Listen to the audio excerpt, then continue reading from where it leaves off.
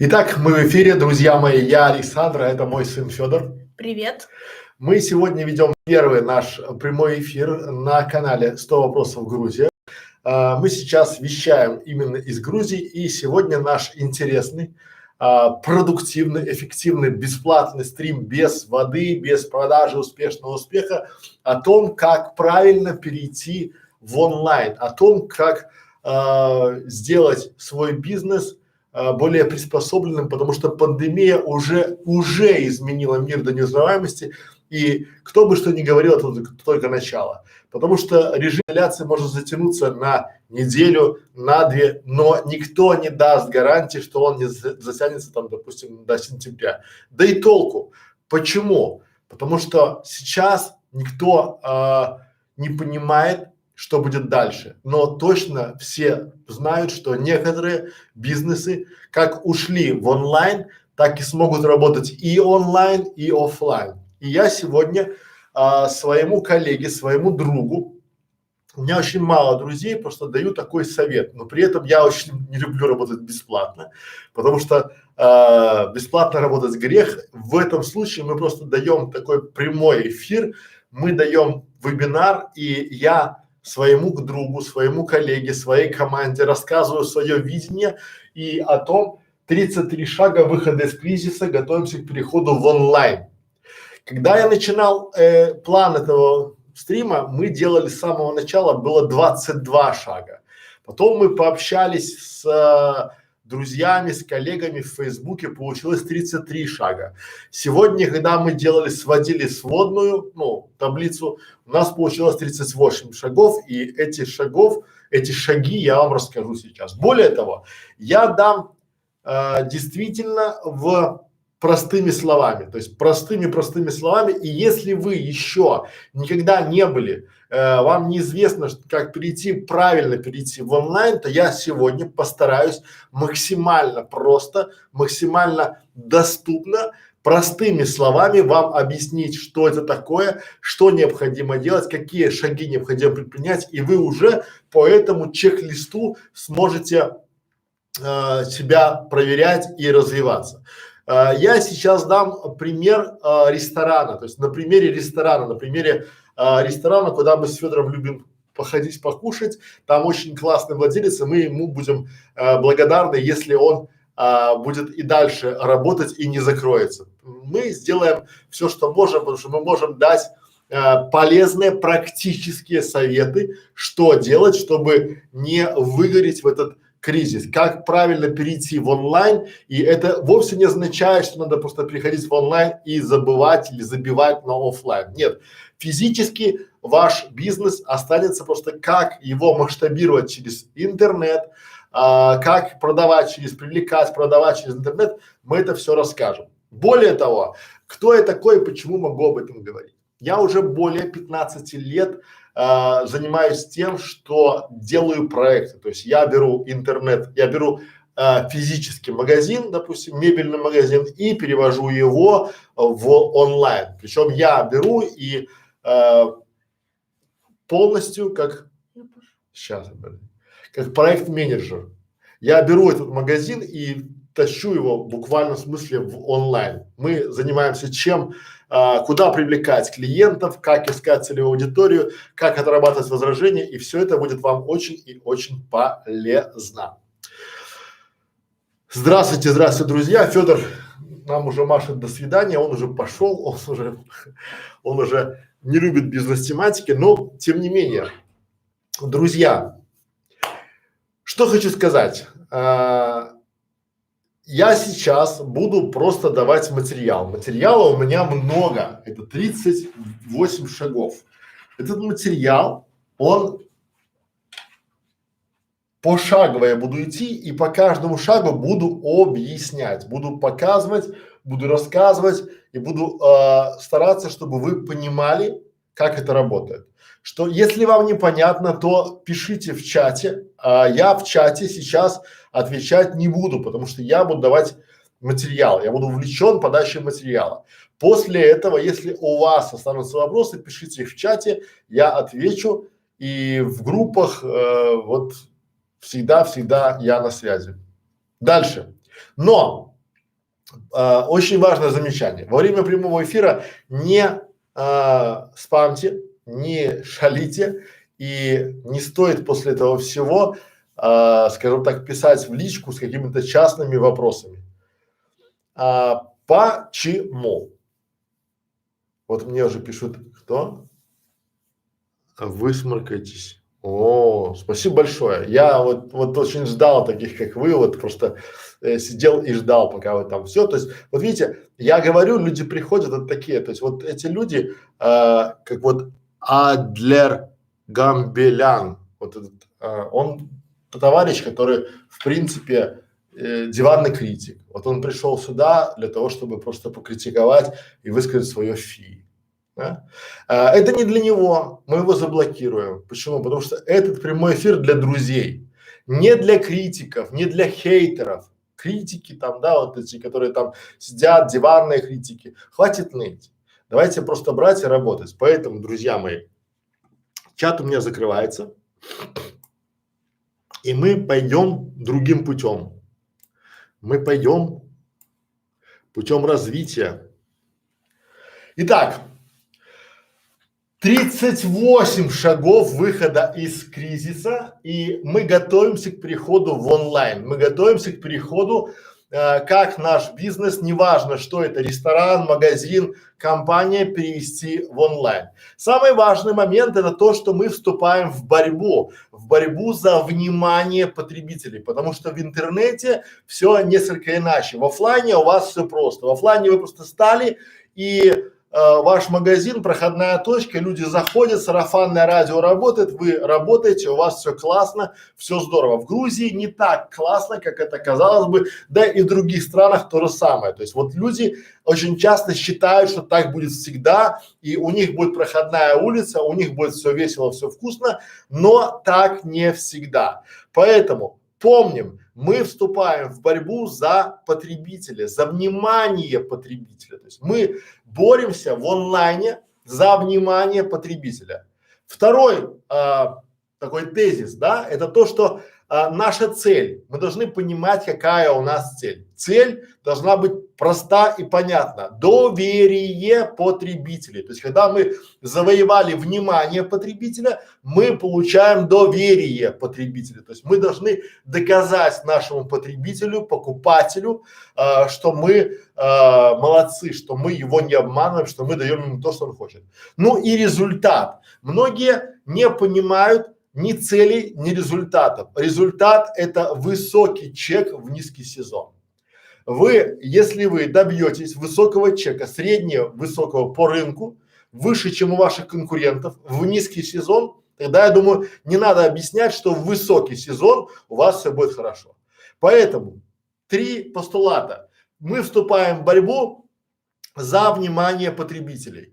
Второе, доверие потребителей – это наша цель. Результат – это высокий чек в низкий сезон. Эти шаги я буду подсвечивать вот так и говорить пошагово.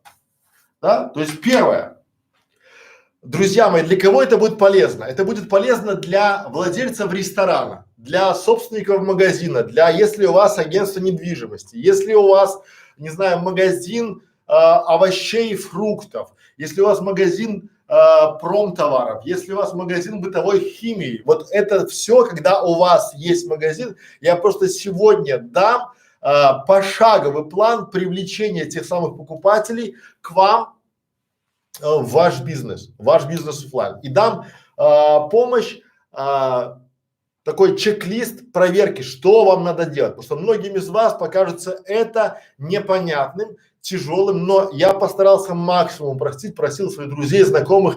Почему? Потому что когда я сегодня, вчера и позавчера просил помощи по составлению этих вот 39 вопросов, мне бросали советы, где половину слов я не знал. Вот половину слов с моим опытом я даже не знал, что это так называется. Ну, допустим, чтобы вы понимали, и интериум менеджмент, я этим занимался, но есть, оказывается, такое слово. И я здесь простым человеческим языком расскажу и покажу, что необходимо делать. Как как это делать, зачем это делать, что вас ждет, потому что для многих это темный лес, и вы туда боитесь идти. А для многих это такая яркая полянка, где все просто. И те, и другие ошибаются. Это много продуктивной, эффективной работы, это много-много всего, что надо делать, и поэтому здесь очень важно это для собственника бизнеса, потому что когда собственник бизнеса переходит в онлайн, он очень часто не понимает и не знает, как проверять, как проверить удаленных сотрудников, как создать удаленную команду, как нанять того самого фрилансера, который может сделать там, оформить группу в Фейсбуке, как правильно сделать телеграм-бота, как правильно сделать то или иное и как перевести сайт на русский, на английский, немецкий язык, либо там на иврит. Вот это все удаленные команды, удаленные сотрудники в Грузии и в Белоруссии, вот в многих странах постсоветского СССР удаленка это такое что-то аморфное. Но сейчас огромное количество компаний, они уже перешли, они уже там остались и они уже там растут. И от того, сможете ли вы впрыгнуть в этот последний вагон уходящего поезда и пережить кризис, это зависит только от вас. Еще раз, сегодня я даю одну практику, совет и свое мнение. Если есть вопросы, потом напишите либо в комментариях к этому курсу, либо нашим кураторам, и все будет ясно и понятно. Понятно. Поехали. Итак, мы уже с вами определились, что мы начинаем вступать в борьбу за внимание потребителя. Вот я буду на этом часто говорить. Почему? Потому что потребитель должен нам доверять. Наша цель – это доверие потребителей, потому что с этой целью мы получим результат – это высокий чек в низкий сезон. Первый шаг – это самый важный шаг. Вот самый важный шаг. Мы с вами понимаем и определяем целевую аудиторию. То есть мы должны для себя ответить на вопрос кому мы будем продавать, кому мы будем предлагать свои товары или услуги, кому мы будем, если у нас ресторан, кому мы будем доставлять эти самые блюда, кому мы будем предлагать что-либо, кому мы будем там рассказывать о наших акциях и скидках. То есть это не бывает, что всем. Когда вы говорите, что наша аудитория, наша целевая аудитория это все, это значит никто. Очень часто бывают все, это могут быть приезжие, это могут быть местные, это могут быть молодожены со свадьбами, это могут быть условно дети и семьи, там семьи с детьми, это могут быть пожилые пенсионеры, это могут быть иностранцы, потому что у нас есть классные переводчики или потому что мы прокачаны в Google картах. Поэтому здесь мы определяем целевую аудиторию и отвечаем на вопрос кому.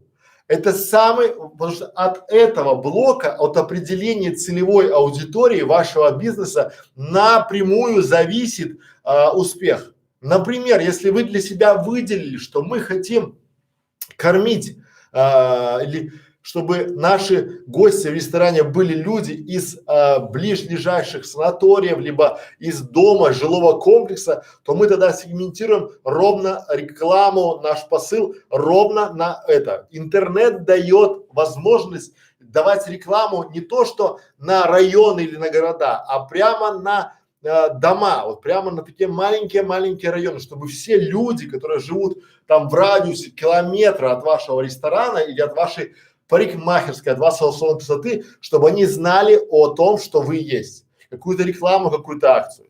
И от того, насколько точно вы определяете вашу целевую аудиторию, зависит успех. Это кардинально важный момент. Это, наверное, один из самых важных. Если у вас нет целевой аудитории и вы не знаете кому, а всем это значит не знаете кому, то есть у вас нет выделенного профайла кому, то значит это никому. Второй момент. Мы понимаем боли нашей целевой аудитории. Зачем? Зачем им наши товары или услуги? Если это ресторан, то зачем им сейчас доставка? Потому что может им лень готовить, может там день рождения, может быть там фуршет, может там с утра лучше вести завтраки туда, либо Если это фитнес-центр рядом, соответственно, может быть туда вести какие-нибудь полезные завтраки. То есть кому и зачем? Зачем? Очень важный момент. Почему? Потому что если мы не отвечаем себе зачем, мы говорим накормить. Когда накормить? Зачем накормить? Может быть, мы сделаем предложение, чтобы взять с собой, условно, мы даже сможем на пляж им завозить там, да, либо там на море завозить куда-то что-то, да, либо доставлять домой здоровое питание, либо там какие-то завтраки, либо сделать рацион и разбить, что в понедельник мы вам привезем кашки, во вторник привезем там, не знаю, грудку куриную с овощами, а в среду там то. То есть понимаем, зачем боли, какая боль здесь. Кто-то хочет сытно, вкусно поесть свежего мяса, кто-то хочет слезть с этих булок пасхальных, кто-то хочет есть грамотную, хорошую пищу, но лень готовить. Есть деньги, но лень готовить, и он даже, допустим, сейчас, карантин, кризис, не хочет ходить по магазинам, он хочет, чтобы ему привезли, скажем так, в посудке, тепленько, подали, он поел, посуду не мывший, выкинул в мусорку одно раз, вот, и все. Понимаем боль, зачем. Дальше. Социально-психологический портрет. Это третий блок. Это третий блок социально ну, то есть портрет это кто? Кто? Как он работает? Я вам покажу с прошлого нашего вебинара. Этот социально-психологический портрет, чтобы было просто. Чтобы было вам просто. То есть вот мы рисуем социально, это психологический портрет целевой аудитории. Мы спрашиваем себя, какая у человека проблема, какой у него страх, какие у него трудности, какие барьеры, какой желаемый результат, какая мотивация, какая лень, какие табу, критерии выбора. И социальный портрет. Пол, возраст, семейное положение, дети, род деятельности, профессиональная иерархия, уровень дохода в месяц, уровень дохода, материальное положение, география, интересы. И мы описываем это, мы пишем по каждому нашему потенциальному клиенту. Вот поверьте, когда мы здесь, когда мы в этом случае опишем этого кто, то есть мы будем уже отвечать для себя на несколько главных вопросов. Это вопрос кому, вопрос зачем и вопрос кто. Кто наш конечный потребитель, то есть кто тот человек, кто покупает наши товары, услуги, либо приходит к нам в ресторан. Вот, чтобы было совсем понятно, когда вы для себя опишете 10 ваших лучших клиентов, 10 тех, если у вас ресторан, 10 тех гостей, которые были лучшими, которых вы знаете лично, которые приходят с вами к вам в ресторан с семьей, либо это салон красоты, куда к вам приходят люди регулярно, они записываются к вам, и они уже вам, когда вы опишете их, вы будете знать, кого искать. Вы будете знать, потому что в интернете очень важно знать, кому мы можем предложить, да, зачем мы это можем и кто наш потенциальный клиент. Мы должны для себя описать портрет. Вот сейчас многие начинают говорить так, ну, я примерно знаю, примерно не работает. Вот ваши конкуренты сейчас, они точно сидят и описывают соцпсихпортрет, соцземпортрет. И для чего? Потому что когда эти вот три части, да, уже проработаны, все становится легче. Но без этих частей все остальное не работает. Это базис. Это вопросы, которые глобальные и они основные. Кому, зачем и что. Дальше. Что? Готовим линейку продуктов. Что сие означает? Мы должны понимать, какую потребность закрывать. То есть, что мы кому будем закрывать. Линейка продуктов. Если у нас ресторан, мы понимаем, что для семейного обеда это одно меню, и это одна линейка продуктов. Для вечера из друзей, которые пришли попить вина, пива, там, шашлыков, это другая линейка продуктов. Продуктов не в смысле продуктов еды, чтобы вам было понятно, что такое продукт. У дворника продукт – это чистый двор, у пекаря продукт – это вкусный хлеб, у продажника, у вашего продажника в отделе продаж продукт – это чек в кассе. В вашем случае вы должны сделать линейку продуктов, допустим, если у вас есть ресторан, то вы делаете продукты, линейку продуктов, да, на вынос. Это может быть пицца, это может быть бюджетный набор, там, допустим, закусок, это может быть шикарный ужин для влюбленных, да, в номер вы можете отправить. Это может быть фруктовая корзина и букет цветов как подарок. Это может быть пицца на там или там, допустим, несколько пиц, сет из пиц для компаний друзей, которые пьют пиво. Условно. Это линейка продуктов, линейка того, что вы будете им предлагать и что вы будете продавать. Дальше. Для себя, надо для себя вот четко какую потребность. Люди всегда заказывают что-то, когда у них есть потребность. Я вызываю мастера постричь мне голову, когда у меня потребность есть. Не потому, что мне в голову взбрело, что вот может постричься, либо там поесть, либо что-то еще, а когда есть потребность. И вы здесь в этом случае уже готовите линейку продуктов, которая закрывает какую-то проблему, что люди планируют. Понимаете? То есть какую эти продукты потребность будут закрывать. Например, если у вас салон красоты, потребность какая? Женщина сидит с ребенком дома, она не может никуда выйти, потребность, она хочет быть красивой, но у нее нет возможности пойти в салон. Значит, вы должны отправить мастера к ней домой. Мастер должен прийти домой и сделать ей красиво. У нее не потребность сделать маникюр, у нее потребность быть с красивыми руками. А ваш продукт это счастье этого клиента и деньги в кассе. Понимаете? Деньги в кассе это продукт, они там, как называется, там любовь клиента. Дальше поехали. Логистика производства и закупок. Это вопрос где. То есть мы отвечаем на вопросы кому, зачем, кто, что и где.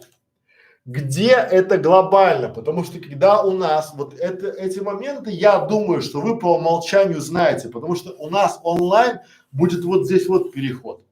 То есть это я просто проговариваю, потому что я уже думаю, что вы знаете, и мы подходим к тому, что здесь момент такого плана, что если это ресторан, то вы же уже понимаете и знаете логистику производства, закупок, то есть как у вас происходит закупки, да, как происходит доставка всего. Этого, я думаю, что вы понимаете и знаете, что напрямую на качество, на скорость работы напрямую зависит и логистика, и производство. Если вас, надо быть готовым к тому, что если вы дали рекламу и вы готовы привезти мне пиццу за полчаса, то готовы ли к тому, что если у вас закажут 20 пиц одновременно, а если 50, а если 100 пиц? Почему? Потому что можно выстроить хорошую большую воронку привлечения к вам трафика хорошего. И вы на каком-то этапе можете не справиться. Очень многие предприятия сейчас, они переоценивают свои возможности. Они думают, что вот когда повалит у них, тогда и разберутся. Но они не понимают, что можно ввалить много денег в рекламу, в маркетинг, все это дело хорошо запаковать, отправить рекламные буклеты, люди к вам придут, они закажут, они закажут через сайт, через Facebook, по телефону пиццу, вы им не привезете ее и получите сотни негативных отзывов.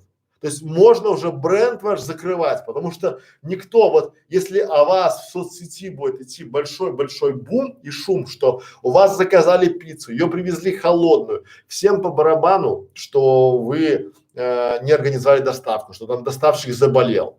То есть вы обещали, вы должны сделать клиента довольным, потому что наша цель это доверие потребителей. Если мы его не оправдаем, мы не получим результат. Мы не получим чек, не то что просто там высокий, а не получим его вообще и получим минус. Поэтому здесь эти моменты очень и очень важны. Логистика производства, она архиважна. Почему?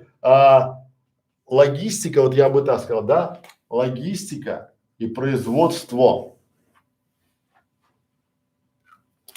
Для чего и почему, да? Потому что здесь очень важный момент.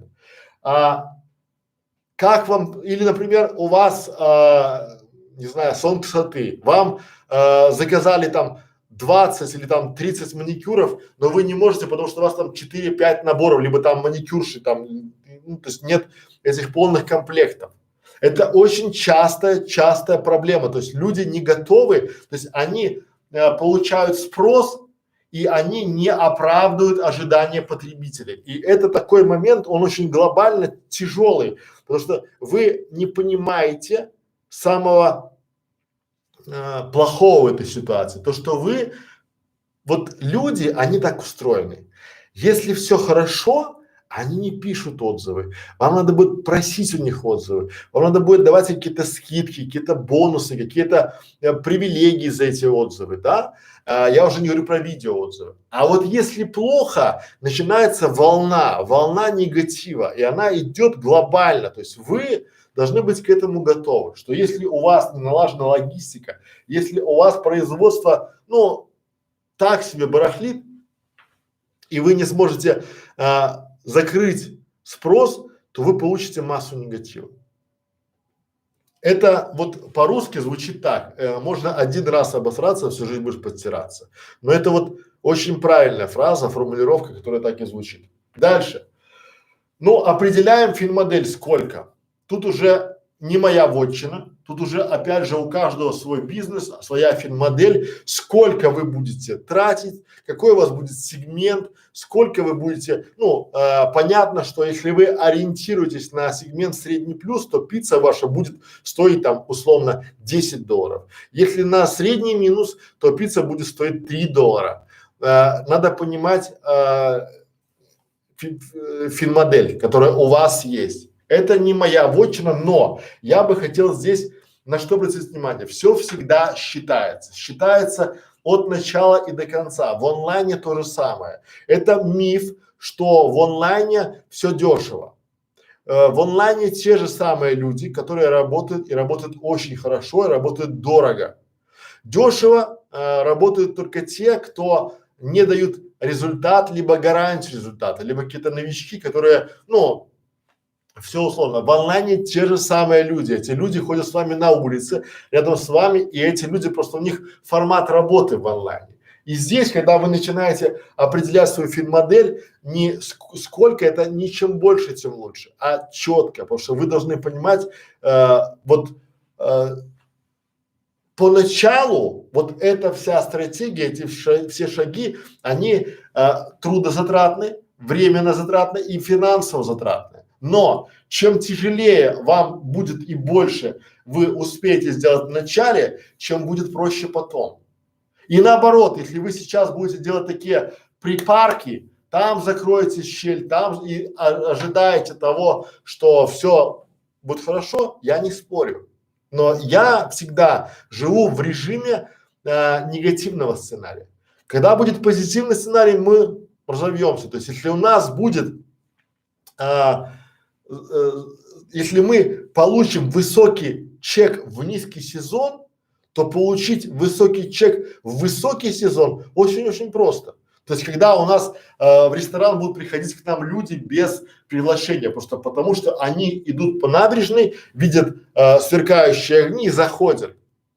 А когда никого нет в округе, как тогда выживать? Вот здесь надо сказать про то, что мы считаем сколько, но это не я.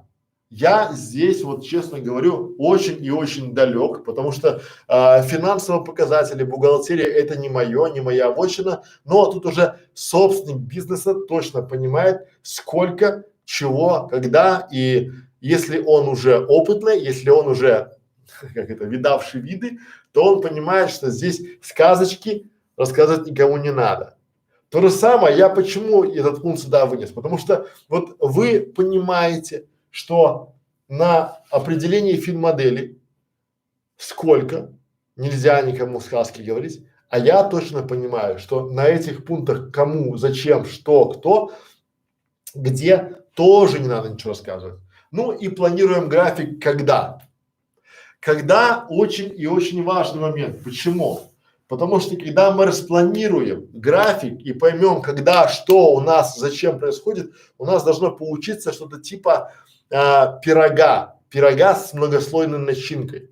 Когда мы точно знаем, какой бизнес-процесс идет, сколько он по времени занимает, когда кому надо платить, когда какой получается результат, мы можем планировать. Это боль, потому что многие не умеют планировать от слова вообще и вместо планирования занимаются выдумыванием. Они думают там с потолка там, да, я считаю, что это будет $2000, а ты как считаешь? Я считаю, что это будет $3000, а ты как считаешь? А я считаю, что это будет $300. Хорошо, берем среднюю арифметическую. Так не работает.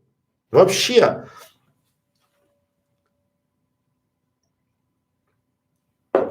Почему? Потому что, когда мы говорим, отвечаем на эти вопросы, мы должны считать, планировать, понимать, и есть гипотеза. То есть мы думаем, а есть фактаж.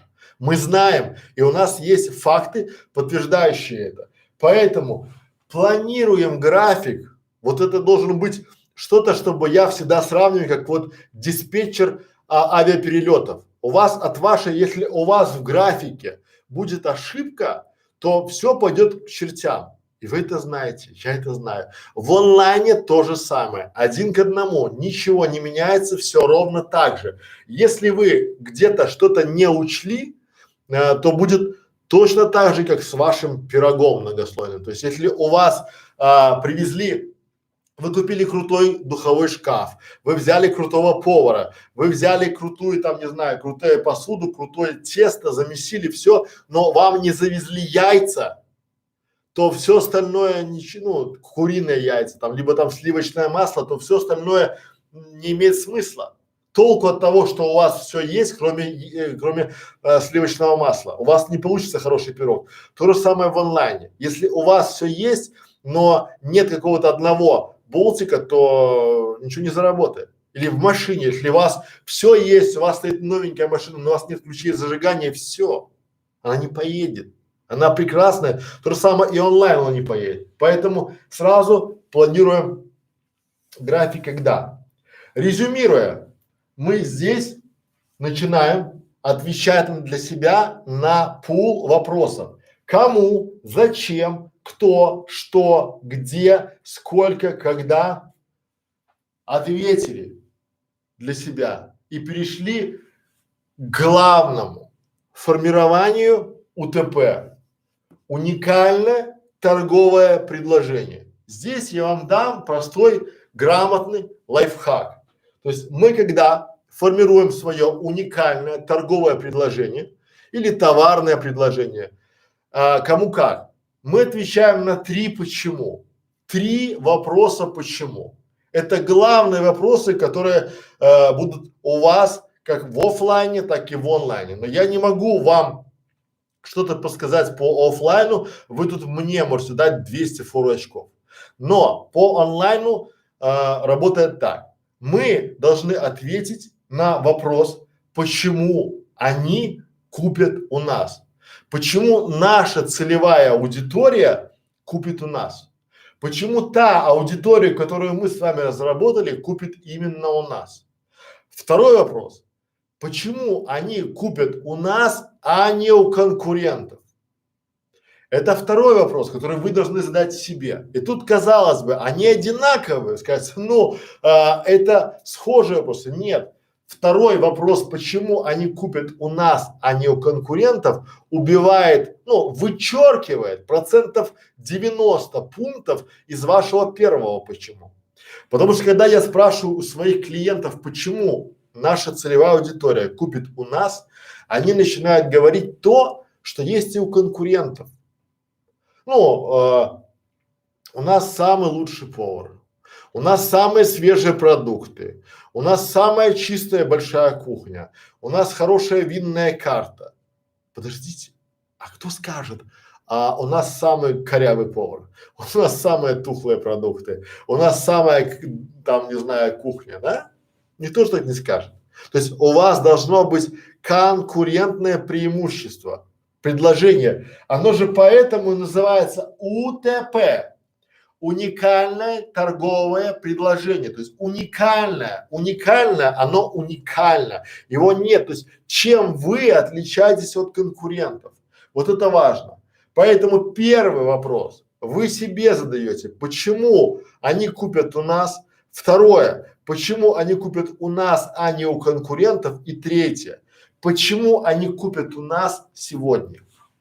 Вот ответив на эти три простых вопроса, вы сформируете, то есть вы уже сделаете себе рыбу, ну, шаблон какой-то, да, вашего уникального торгового предложения. Это очень-очень важный момент, потому что вот на эти три почему вы как машинка швейная должны там пам-пам-пам-пам-пам, потому что если вы сейчас открываете любой проспект туристический, либо там магазина, либо интернет-магазина, что там вы видите? Мы самое агентство недвижимости. Наше агентство недвижимости работает на рынке с 1990 мохнатого года. За это время мы обслужили десятки клиентов, десятки тысяч клиентов. Мы продали там сотни квартир, довольные клиенты. То есть просто, друзья мои, берите, вставляйте агентство, название агентства там, там, не знаю, там 20 век, поменяйте его на 12 стульев, будет одно и то же. Это не уникально. Поэтому формирование УТП. Три почему. Почему они купят у нас, почему они купят у нас, а не у конкурентов, почему они купят у нас сегодня. Вот все это мы начинаем писать свое уникальное торговое предложение. Дальше. Следующий блок. Воды попью.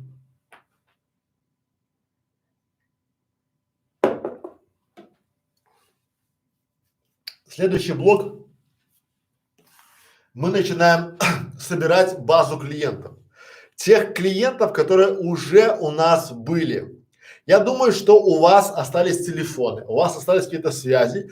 Вы можете обзвонить своих постоянных клиентов, предложить им доставку и пригласить, если у вас ресторан, на ужин своих друзей, знакомых и предложить им скидку.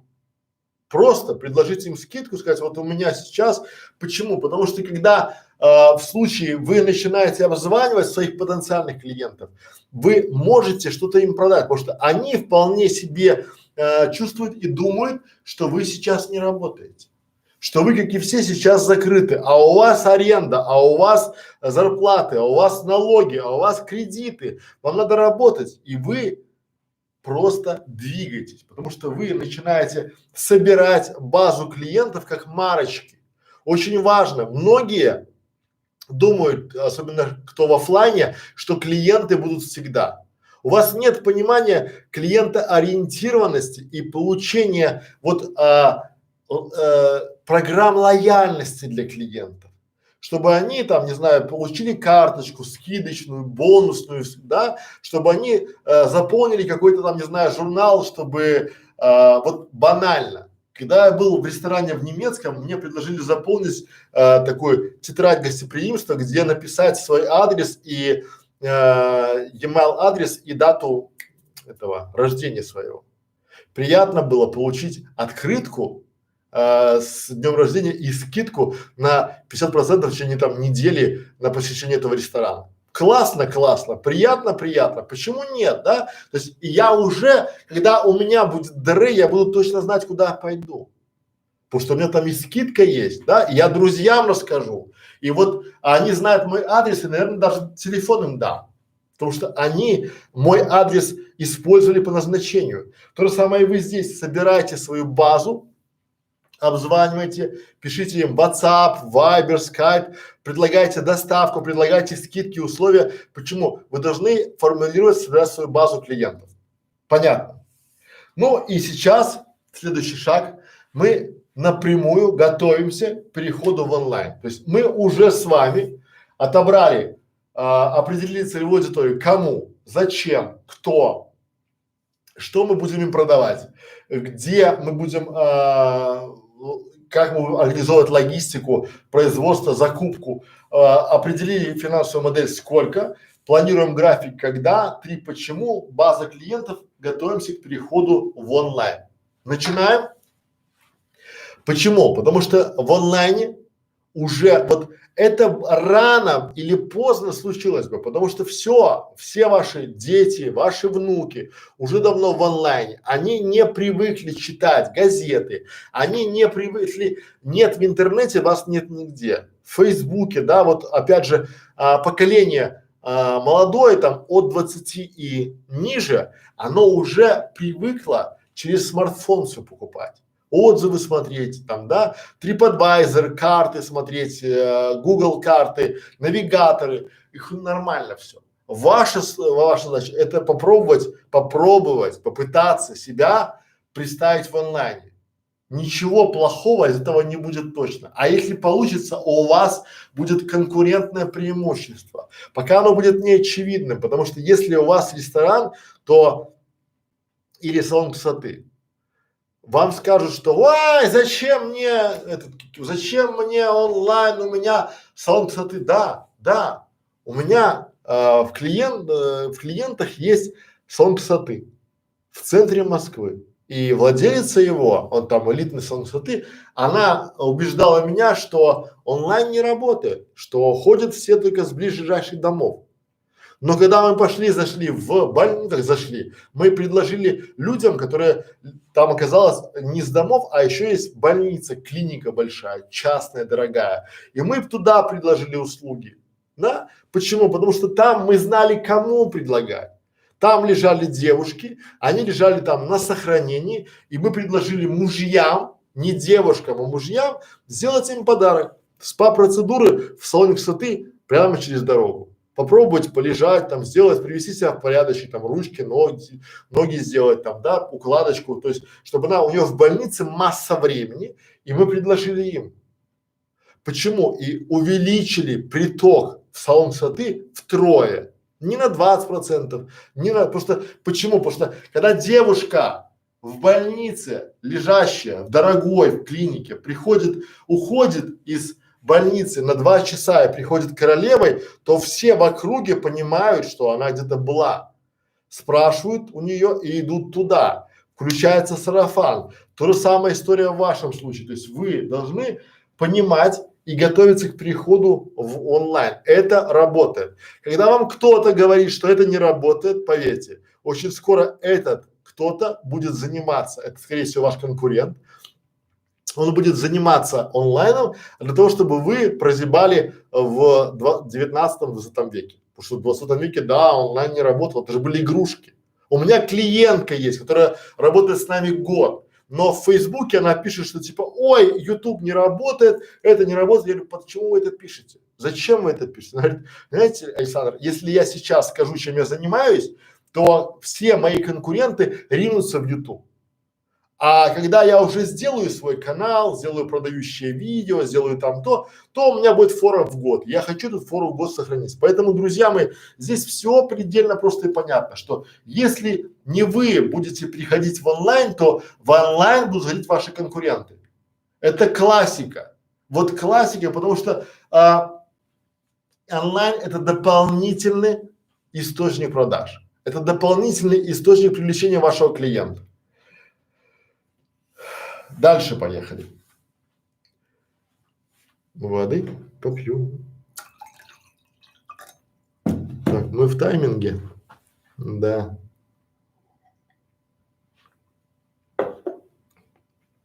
Дальше поехали.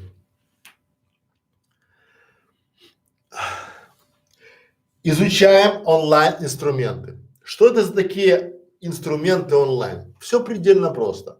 Это Google Диск, это Skype, это Zoom, это YouTube, это запись видеороликов, вебинаров, трансляций, коммуникаций. Вы скажете, о, зачем мне это надо?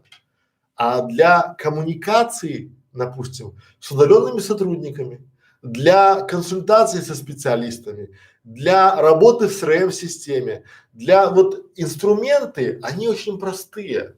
Просто вам кажется, что они сложные, потому что люди, которые ленились их освоить, они сказали, ой, там тяжело. Я все время, вот есть такая, мы с вами будем там говорить про CRM-систему, Я своих сотрудников как мотивировал? Я их мотивировал и объяснил им, что, друзья мои, я вижу, как в этой системе работает девочка, у которой 3 класса церковно-приходской школы. А у вас бизнес, у вас понимание, у вас голова на плечах, вы подняли там один, второй бизнес, у вас есть дом, квартира, машина, жена, семья, дети, вы всего достигли сами. И если она это освоила, то и вы это освоите. Если кто-то этого уже добился, то и вы этого сможете, потому что вы должны поверить в себя, и все у вас получится. И это все существует огромное количество различных курсов, как пользоваться Google таблицами с нуля, как использовать Zoom, как использовать Skype, где пошагово, то есть нажмите сюда, нажмите сюда, нажмите сюда, получите результат. Все, вот так это работает. То есть вы просто должны выделить 1 час своего времени в день. И если у вас будет 1 час времени в день минимум, то у вас за месяц будет 30 часов. 30 часов обучения. А за 3 месяца это будет 100 часов. За 100 часов вы базово освоите инструменты. Но у вас есть выбор. Вы можете полежать, повтыкать, посмотреть там сериал, там, не знаю, прогуляться, а ваши конкуренты будут изучать. Они будут изучать инструменты. Чтобы вам было понятно, инструменты – это фора. Если вы до сих пор, вот представьте, когда я вам говорю про онлайн инструменты, то я говорю про калькуляторы, а вы до сих пор считаете на счетах. И вот те, кто моего возраста, они помнят, что как это было, когда люди еще в магазинах считали там на счетах, таких там, да, там перебивали, там все. И для них было дикое калькуляторы. Зачем калькуляторы? Есть же счеты, на счетах все предельно понятно и просто бах, бах, бах, бах. Так вот вы до сих пор, не используя онлайн, считаете на счетах. Да, у вас крутая машина, да, у вас крутая там фирма, да, у вас крутая длинноногая пышногрудая секретарша, да, все круто. Но если вы не умеете использовать инструменты, то те, кто умеют, они будут вас, ну, мягко скажем, вводить в заблуждение. И ваша задача научиться, чтобы потом контролировать, чтобы потом понимать, как это работает и куда смотреть, чтобы никто не мог вам подсунуть то, что вы не понимаете. Вы обязаны на пике своей карьеры, либо там уйдя на пенсию, контролировать. А если вы не будете знать, куда смотреть, то вам покажут и явно не туда, где есть ошибки. Поэтому изучайте онлайн инструменты. Дальше. В онлайне все просто. Вы должны понимать, что можно делегировать, что можно передавать. Ну, вы можете сами сидеть и разбирать дизайн меню вашего ресторана. Вы можете сами, вот я хожу по великолепной Грузии и вижу вывески ресторанов и понимаю, что здесь поле не паханое. И у меня есть принцип, по которому я работаю. Да, это лучше хорошо украсть, чем плохо придумать, потому что есть сотни, тысячи, десятки тысяч вывесок ресторанов. Не изобретайте ничего, делегируйте другим людям, то есть передавайте, пусть вывеску рисует дизайнер, пусть хлеб печет пекарь, пусть машину водит водитель, пусть ваш слоган разрабатывает тот, кто этим занимается. Пусть ваш логотип либо печатную продукцию разрабатывают полиграфисты, а не знакомый Вася там, который умеет рисовать. Вот, да, ну это же элементарно. То есть вы должны понимать, что делегировать. У нас есть замечательный чек-лист. Просто расписывайте себе задачи свои и пишите: я могу этим заниматься, мне нравится этим заниматься, и я не хочу этим заниматься. И понимаете, что если вы не хотите заниматься чем-то, или там вы не специалист по этому, то передайте, то есть вы не можете быть классным во всем. Я понимаю, потому что я много работаю с собственниками, они очень часто не доверяют. Они не доверяют, потому что они думают, что они лучше всего знают свой бизнес. Но, друзья мои, давайте будем честны. Вот это же очевидно, что дизайнер нарисует меню лучше, чем вы, а полиграфист сделает вывеску или там визитки для вашего бизнеса лучше, чем дизайнер. Это очевидно. Почему нет? Если человек, который печет всю жизнь торты, он лучше, чем пекарь, который печет всю жизнь хлеб. Хотя и тот работают в пекарне. Вот пусть каждый занимается своим делом, поэтому вы должны понимать, что делегировать. То есть разбить все задачи, которые у вас есть, и понимаете, вы это будете делать. Если не вы, то кто? Кто эту задачу будет делать? Почему? Потому что здесь очень часто люди забывают про это, про делегирование и начинают искать знакомых. Что это? То есть у меня есть очень много знакомых. У меня есть очень много знакомых на машинах. Но вы доверите знакомому, вот я улетаю часто в 3 ночи, там в 4 самолета. Вы доверите знакомому, чтобы он к вам приехал в 3 ночи? Наверное, нет. А знаете почему? Потому что он не несет никакой ответственности. Если он проспит, то что вы ему скажете? Причем, если он еще вызвался вас вести бесплатно. То же самое ваш друг, ваш знакомый, ваш там, не знаю, зять, свекр, тесть, там, кто угодно может сделать вам что-то по дружбе. Вы же понимаете, что лучше сделать за деньги и получить результат. Так вот, делегирование, надо понимать, что делегировать. Дальше. Ищем, кому делегировать. Вот это для многих собственников начинается паника. Они начинают искать свой ближний круг. Друзья мои, вы в интернете, и при помощи Google переводчика вы можете общаться со всем миром, со всем земным шариком, потому что Google переводчик переводит все отлично, и вы можете просто сначала ставить свою фразу в Google переводчик, а потом отправлять в Папуа Новая Гвинея, либо в Великобританию, либо во Францию, и там цены, поверьте, вам в итоге будет дешевле, чем работать со знакомыми. Вот время, интернет дал нам огромную возможность нанимать людей, которые решают наши задачи, решают наши проблемы, решают их эффективно. Вот смотрите, я уверен, что в интернете есть сотня людей, которая сделала сотню, а то и 1000 бренд-буков больших для пиццерий. А из этой сотни людей есть 10 людей, которые занимаются только пиццериями и больше ничем. Они разрабатывают меню для пиццерии, они разрабатывают там логотипы, слоганы, интерьеры для пиццерий, только для пиццерий. Вот скажите мне, есть художник в Доме культуры, который тоже может нарисовать пиццу. Что там рисовать пиццу? Слушай, там вот взял, нарисовал, там солями накидал, помидорчик, перчик положил, красивая пицца. Приходи, узнай. Нет. Тот, кто профессионал, он сделает лучше. И вы можете его нанять.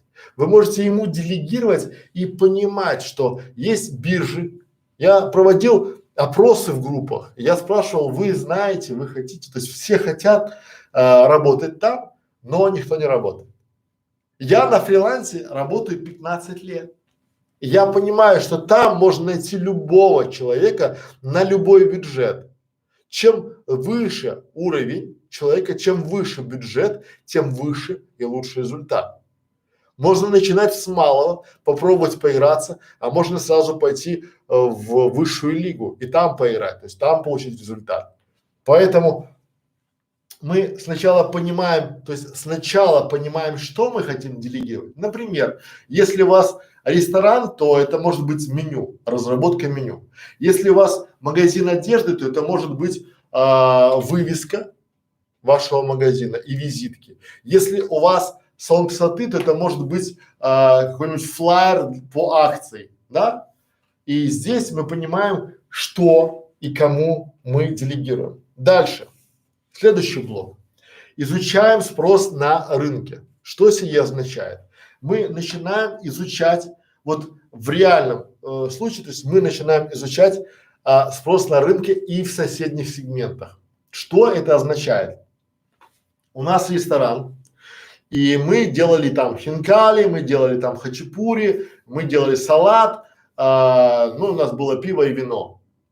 Но мы изучаем спрос рядом, в соседних сегментах. Там, оказывается, хорошо идет пицца, а там идет шаурма. Можем ли мы это предложить своим на доставку? Будем ли мы брать эту шаурму там у конкурентов, либо делать сами? Считаем и ну и определяем финмодель, сколько нам это обходится. То есть, но мы должны с вами проверять спрос. То есть, есть ли спрос на это на рынке, то есть, потому что мы можем с вами, вот я точно знаю, что некоторые заморачиваются тем, ну, что маленький спрос, ну, очень маленький спрос. Смотрите, люди, например, в Грузии, они начали открывать кальянные, когда здесь они не изучили спрос, он тут маленький, совершенно маленький, потому что здесь несмотря на близость там Турции, там, да, все, кальяны не заходят. Кальяны заходят в России, кальяны везде в Турции. То есть окружена Грузия странами, где кальян популярен, а тут спрос минимальный. Он маленький. И люди, не изучившие спрос на это все, они имеют пустые залы. Они имеют пустые залы. Почему? Потому что здесь, ну, вся эта история не для Грузии, например. Поэтому вам необходимо изучать спрос на рынке, вот очень и очень важно, да, перед тем, как начинать. Соседние сегменты, что сие означает? Например, если вы занимаетесь там салон красоты, то соседний сегмент – это уходовые средства. Это средства для укладки, либо гели, да, либо какой-то там вот что-то, то, что может быть в магазине при вашем салоне. Это рядом, потому что вполне возможно около вашего салона открыт какой-то условно магазинчик, где продаются эти уходовые средства. Или вы владелец ветеринарной клиники, у вас соседний сегмент – это питание и зоомагазин.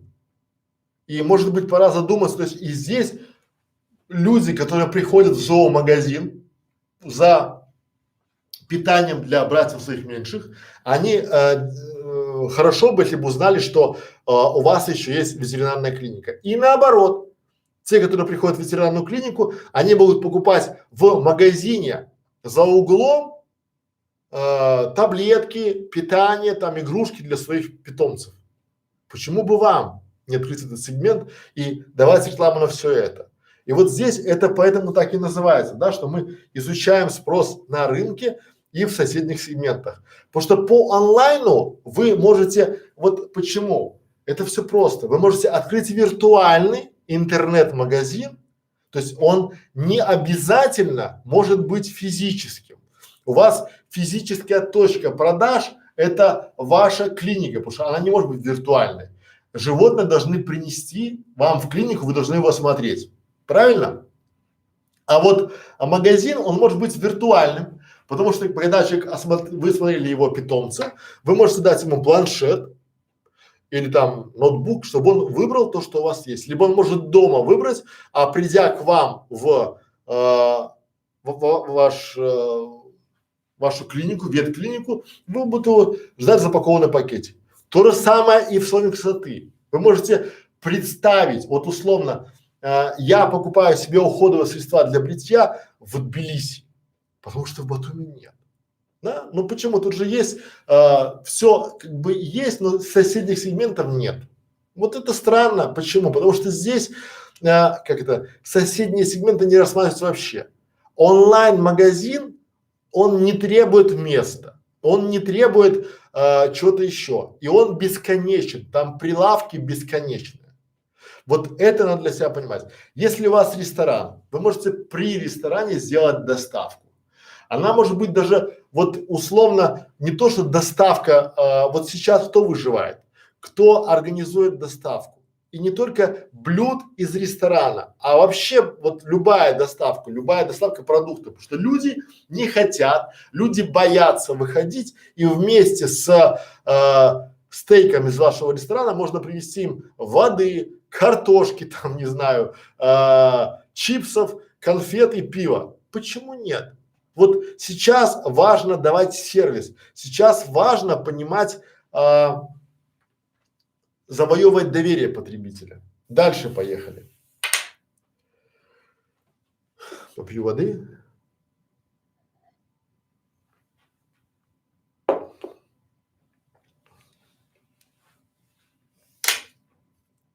Итак, следующий вопрос. Он так и звучит. Находим способ доставки. Слово находим очень важное. Посмотрите, у нас здесь глаголы, действия, да? Определяем, понимаем, готовим, определяем, планируем, формируем, собираем, готовим, изучаем, понимаем, ищем, изучаем, находим. Находим способ доставки. Почему? Потому что многие считают модель, есть службы доставки, но они не считают фин-модель. То есть они не закладывают стоимость, вот условно, надо считать и риски, что если вот это вы нашли дешевую службу доставки, она не довезла, то есть вы сделали пиццу, вы сделали классную, вкусную пиццу, но там никакой курьер. И он пока ехал, он заехал к подруге, потом он на своем там мопеде заехал кому-то еще, он встал, поговорил, пицца остыла, клиент недоволен. Кем недоволен клиент? Он же недоволен не курьером. Он курьера видит первый и последний раз в жизни. Он для него никто. Он заказал пиццу у вас. Вы не вызываете у него доверия, вы проиграли, потому что курьер, которого вы наняли довести вашу шикарную пиццу, опоздал. Он привез ее горячей, не горячей, холодной. То же самое с магазином. То есть, если вы человеку объяснили, все запаковали, отправили, то есть ему его товар, приехал курьер, у курьера нет сдачи с его, или там у него не работает аппарат, либо там что еще, то это не у курьера работает, не работает, а у вас. Важно понимать, что курьер – это представитель вашей компании, и здесь вот важно найти способ доставки. Или многие доставляют до сих пор там, особенно там в некоторых странах, там через маршрутку, через там знакомых. Вот это все, друзья мои, несерьезно, потому что есть люди, которые готовы платить чуточку больше за сервис, за доставку, за то, что к ним приедут вовремя, потому что очень часто тогда, ну, например, у вас день рождения у вашего ребенка, и ему нужен торт, вы ему классный торт испекли, и вы заказали свечи и фейерверк. И вот свечи приехали не в обед, потому что вечером ДР, а утром. Зачем они вам нужны? Как вы будете чувствовать себя и как вы будете относиться к этому магазину? Хотя, казалось бы, это свечи в торт. Вот здесь важный момент, что здесь надо найти способ доставки, особенно для ну, то есть особенно для продуктов питания.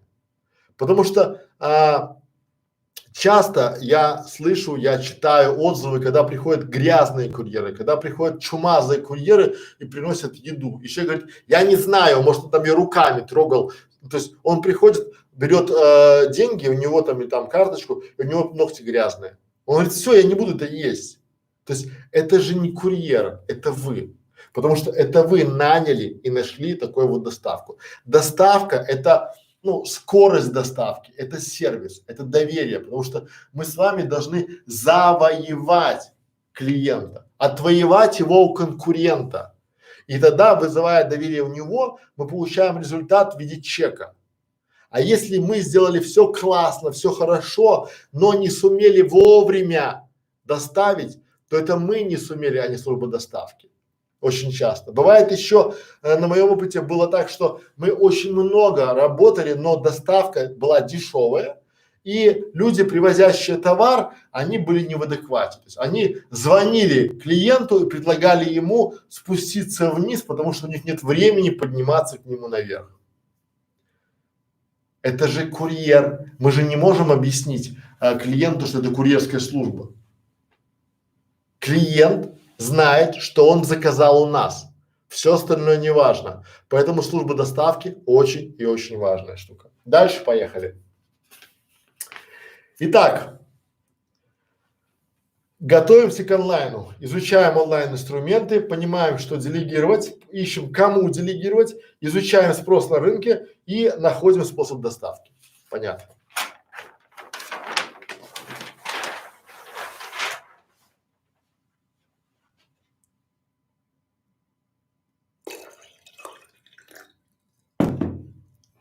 Вопрос.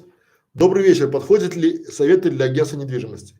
Алиса, да. Смотрите почему.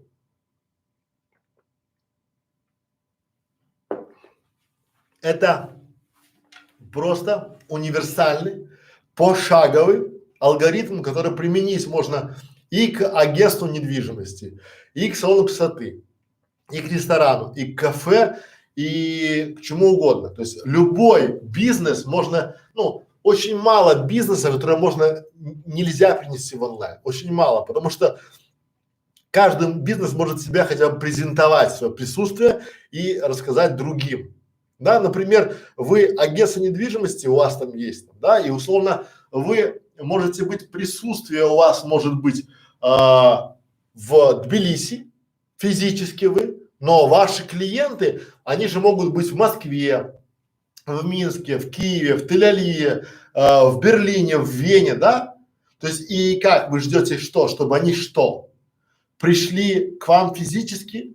Да почему к вам они придут? Почему вы считаете, что они купят у вас, а не у конкурентов? И почему не купят у вас сегодня? То есть вы должны завоевывать доверие еще на этапе, когда они находятся у себя в стране и думают, арендовать в Тбилиси дом или там квартиру, или там куда-то поехать по Грузии в путешествие. Здесь все про это. Итак, следующий блок, да, это собираем видеоотзывы. Друзья мои, я 10 раз говорил и буду говорить. Самое тяжелое – это видеоотзывы. Самое тяжелое – это отзывы вообще. То есть вы уже убедились, вы часто, когда просите у своих знакомых отзывы, они говорят, да, конечно, да, и потом это будет такая бесконечная, непонятная эпопея. Видеоотзывы – это очень важный момент, потому что вот у меня, я работаю в консалтинге уже 7 лет. 7 лет и начал собирать видеоотзывы только первый год. Ну, потому что сейчас люди начали записывать. Раньше, ну, не писали текстовые. У вас есть, у вашего ресторана есть отзывы? Да, есть. У вас, наверное, есть такая книжечка, какой-нибудь такой блокнотик, и там написано отзывы ваших клиентов. А знаете, как это работает? Это работает как социальное доказательство. Это называется социальное доказательство. И вот что будет лучше в вашем случае? То есть вы хотите купить, вы хотите заказать банкетный зал. В первом зале у вас есть отзывы на бумажке, да, на листике. Во втором зале вы видите, ну, второй банкетный зал, он вам говорит, у меня есть отзывы из Фейсбука, и там в Фейсбуке видите там 20 отзывов. А третий зал, он, у него есть 10 видеоотзывов довольных семей, молодых семей, которые спасибо большое этому залу, они нам там все организовали, все хорошо. Кому вы больше поверите? Я думаю, очевидно вопрос. И вы эти самые видеоотзывы должны собирать. Почему? Когда вы человеку сделали что-то хорошее, он в первые там 5 минут готов вам сказать спасибо большое. И будет хорошо, если вы возьмете телефон и скажете, слушай, друг, а можно ты мне сейчас на камеру скажи пару слов о моем магазине или о моем ресторане? У вас провели молодоженую свадьбу, окей, попросите всех гостей сказать спасибо, окей. А у вас провели ДР, день рождения, замечательно. Пусть виновник торжества скажет благодарность поварам, официантам, ну и вам. Почему нет? А это можно размещать на ваш сайт, в социальные сети. Это и есть социальное доказательство. Поэтому собирайте видеоотзывы. Вот это, если вот у вас есть одно заблуждение. Вы думаете, что когда будет надо, вы уж там и Васе позвоните, и Суфико, и Маше, и всем, и они вам не напишут. Потому что так вот жизнь несправедлива. Поэтому, друзья мои, собирайте свои видеоотзывы о себе, о своем бизнесе, от довольных клиентов. Как марочки собирайте. Потихоньку ставьте, собирайте. Дальше. Делайте мультиязычность. Вот это вообще трэш. Особенно для агентства недвижимости. Особенно для меню. Вот сколько раз я прихожу, допустим, в Грузию, я приезжаю там в Батуми, захожу в ресторан, открываю меню и вижу там на грузинском все. Почему? Почему, когда я приезжаю, условно, есть, ну где? Нет, давайте так. Есть в Тбилиси ресторан, у которых есть 3 меню. 3.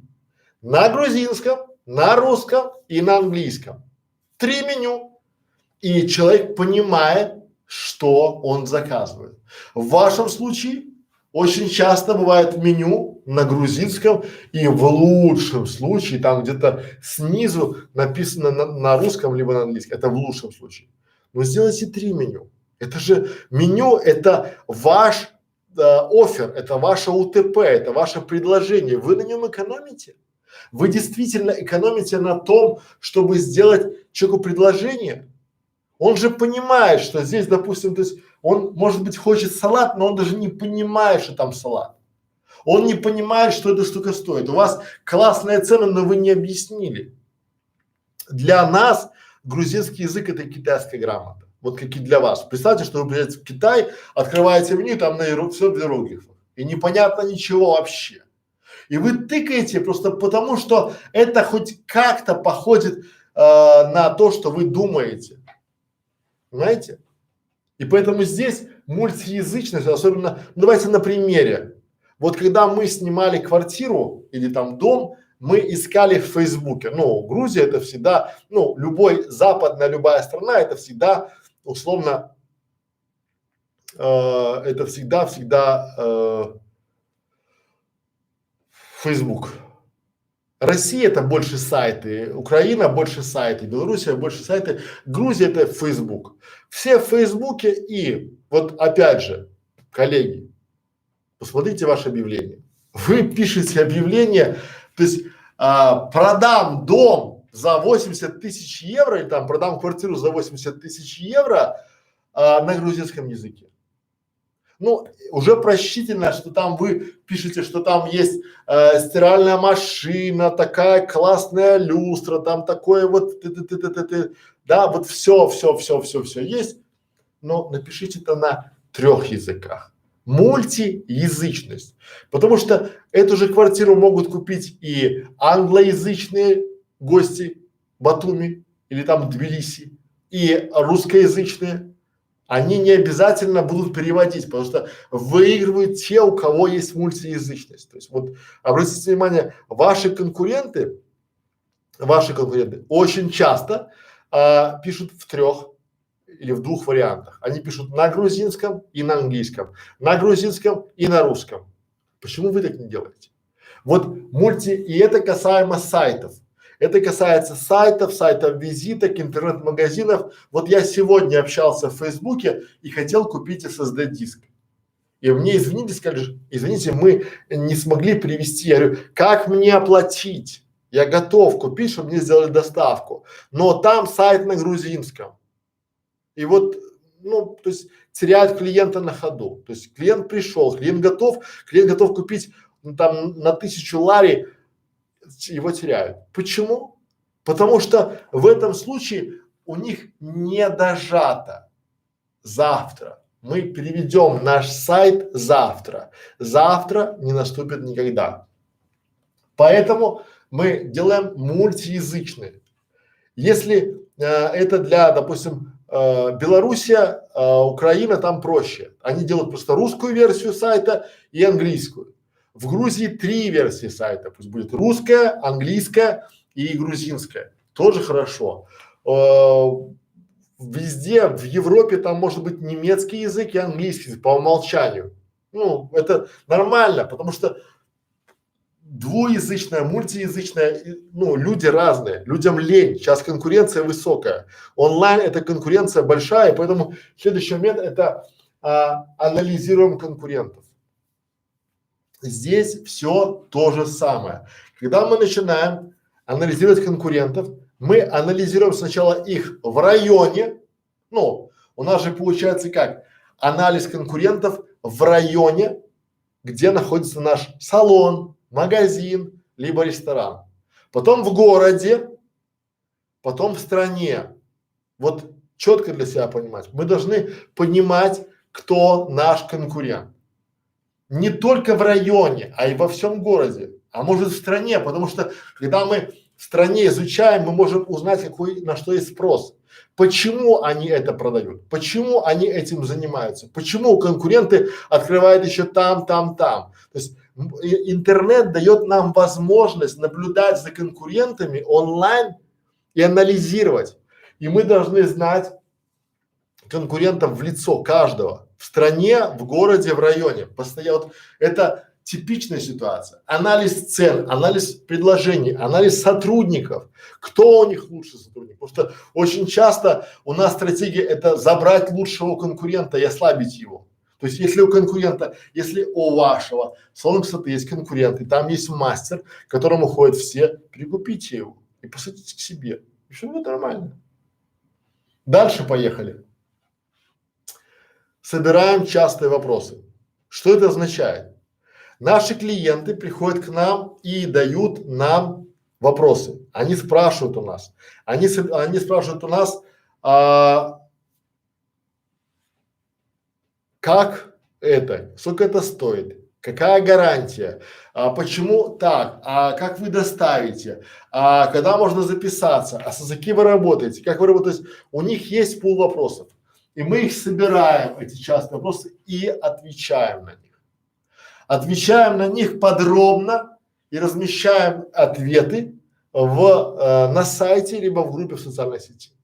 Есть еще высший уровень, который делаем мы, это мы записываем видео ответы. Мы на каждый вопрос своих клиентов записываем видео ответ. Это тоже замечательно работает. То есть в нашем случае вы просто собираете, как их собирать? Вот та девочка, которая сидит на телефоне, либо если у вас ресторан, та девочка, которая встречает, она вам скажет эти вопросы. Если у вас сидит продавец на телефоне, он спросит, он скажет вам, какие вопросы люди задают, чаще всего. Сделайте на них ответы, и будет вам счастье. Дальше поехали.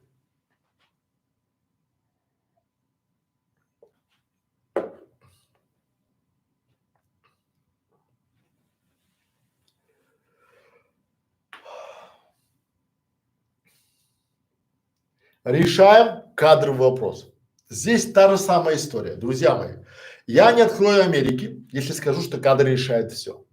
Особенно сейчас. Кадры – это то, что движет нашим успехом. Лучшие люди усиливают нашу команду, слабые люди ослабляют наши команды. Я не хочу быть капитаном очевидности, но мы должны понимать, где мы будем брать эти самые кадры. Как мы будем привлекать? Это может быть, у меня всегда открытые вакансии, у меня всегда, и мы всегда тестируем, потому что мы хотим лучших забрать себе. Почему? Потому что мы точно знаем, что если у нас будет сильная команда и не будет, скажем так, то с сильной командой я заработаю всегда.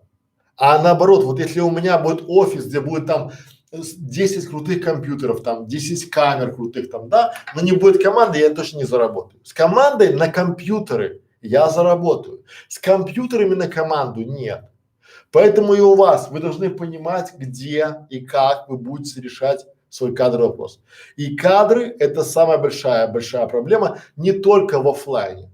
Вот очень часто, да, мы приходим в магазин и понимаем, там хороший ассортимент, там хорошая цена, но сотрудник сидит вот так вот в телефон и ти-ди-ди-ди-ди-ди-ди, голову понял, типа, что пришли, и дальше ти-ди-ди, все.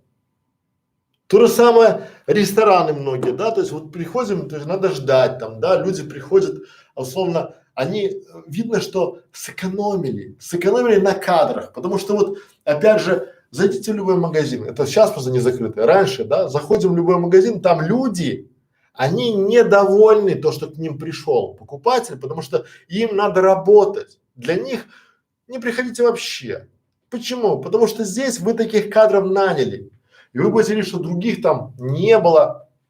Кадры есть. Надо просто уметь правильно искать, привлекать. И следующий блок. Мы начинаем обучать сотрудников. Должны быть программы обучения. Почему? Давайте на примере. К нам каждый день приходит новенький человек. Каждый день к нам приходит новый человек. И мои сотрудники, закрою дверь, погорячился.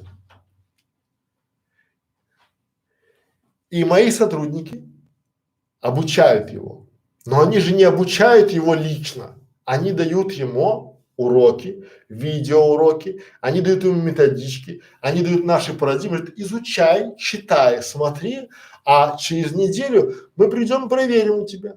Если ты все изучил, все правильно понял, то мы тебе дадим минимальную стипендию и переведем на следующую неделю. А если нет, так пошел ты вон и все. Почему? Потому что система обучения вашим принципам должна быть. Вы же не фантаст, который думает, что к ним придет человек, и который сразу начнет там продавать, либо там быть там, не знаю, официантом, либо поваром. Нет. Должна быть некая система правил, система понятий, система внутреннего распорядка, алгоритмы работы, иерархия, кто за что отвечает, должностные инструкции. Это все обучение. Можно один раз заморочиться, и потом будет все хорошо. Чем вы каждый раз будете новому сотруднику объяснять, вам надоест. И вы будете, и у вас постоянно вы начинаете, вы берете кого-то с улицы в надежде, что он классный, потому что вы по глазам видите, что такой толковый мальчик, а дальше получается то, что получится. То есть толковый будет не понимать, что вы от него хотите, потому что вы ему, может быть, плохо объяснили, либо он не понял.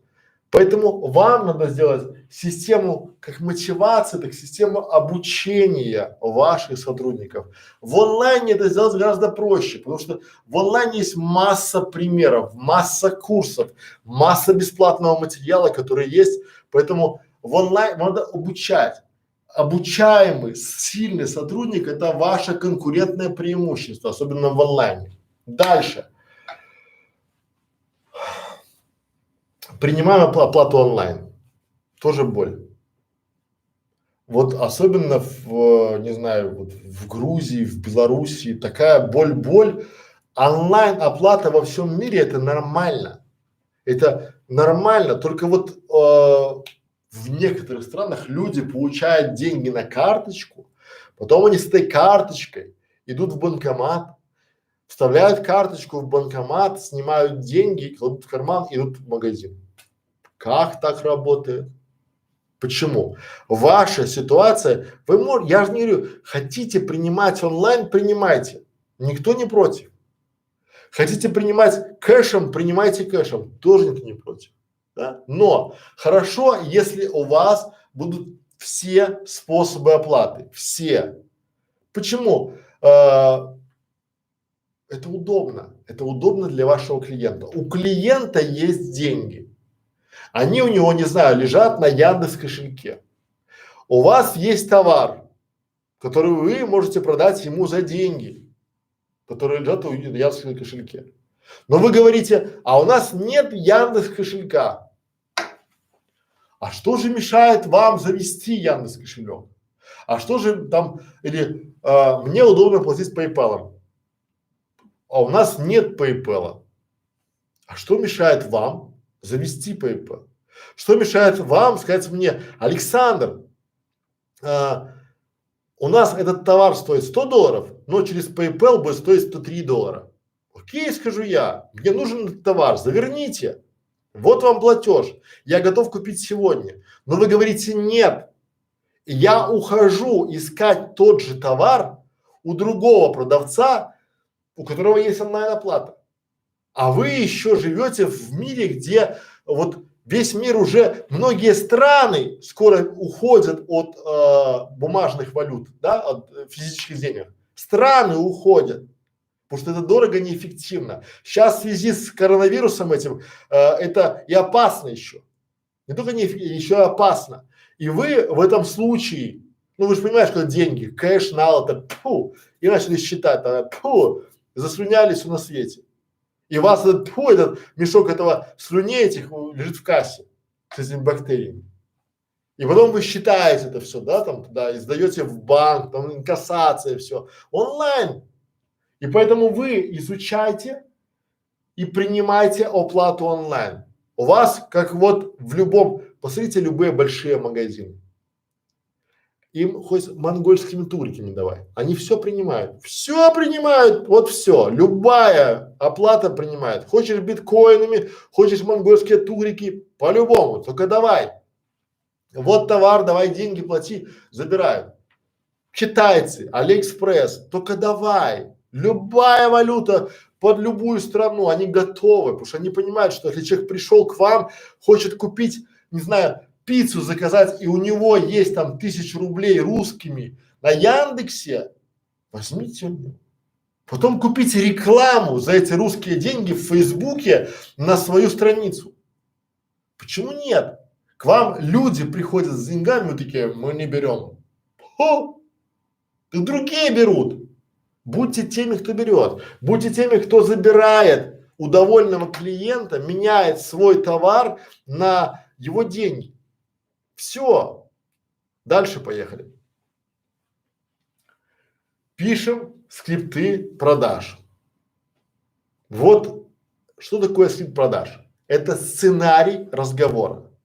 И когда вы будете обучать своих сотрудников по скрипту продаж, очень просто. Когда приходит клиент, ваш сотрудник должен сказать: здравствуйте, меня зовут там Наталья, чем я могу быть вам полезна? Вот только так и никак иначе. Если ей по телефону звонят, спрашивают что-то, она ответит по скрипту, то есть она почти робот. Она отвечает так, как вы ее научили. Вы написали ей. Почему? Потому что люди в начале своего пути, которые не умеют продавать, они не должны экспериментировать. Они должны говорить по сценарию. Сценарий разговора с клиентом – это и есть скрипт продаж. Их не бывает готовых, потому что под каждый бизнес, под каждый сегмент, под каждую целевую аудиторию свой скрипт продаж. Вы скажете, ну это магазин, ритейл, нет. Понимаете, когда вы зайдете, вот я был недавно в Тбилиси, там есть классный ресторан. И там официант прям по скриптам нас так разделал под орех, да, он такой, вот это, вот это, вот это. А еще я мог бы вам порекомендовать этот замечательный салат от нашего шеф-повара, как по начитанному. Вот приятно слушать, да, вот. И он не говорит все, говорит, могу ли я предложить вам что-нибудь еще? Кстати, у нас классные закуски и появился очень замечательный там сорт вина. Вот все, он мне продает, потому что мы пришли отдыхать, и он помогает нам отдыхать по скриптам.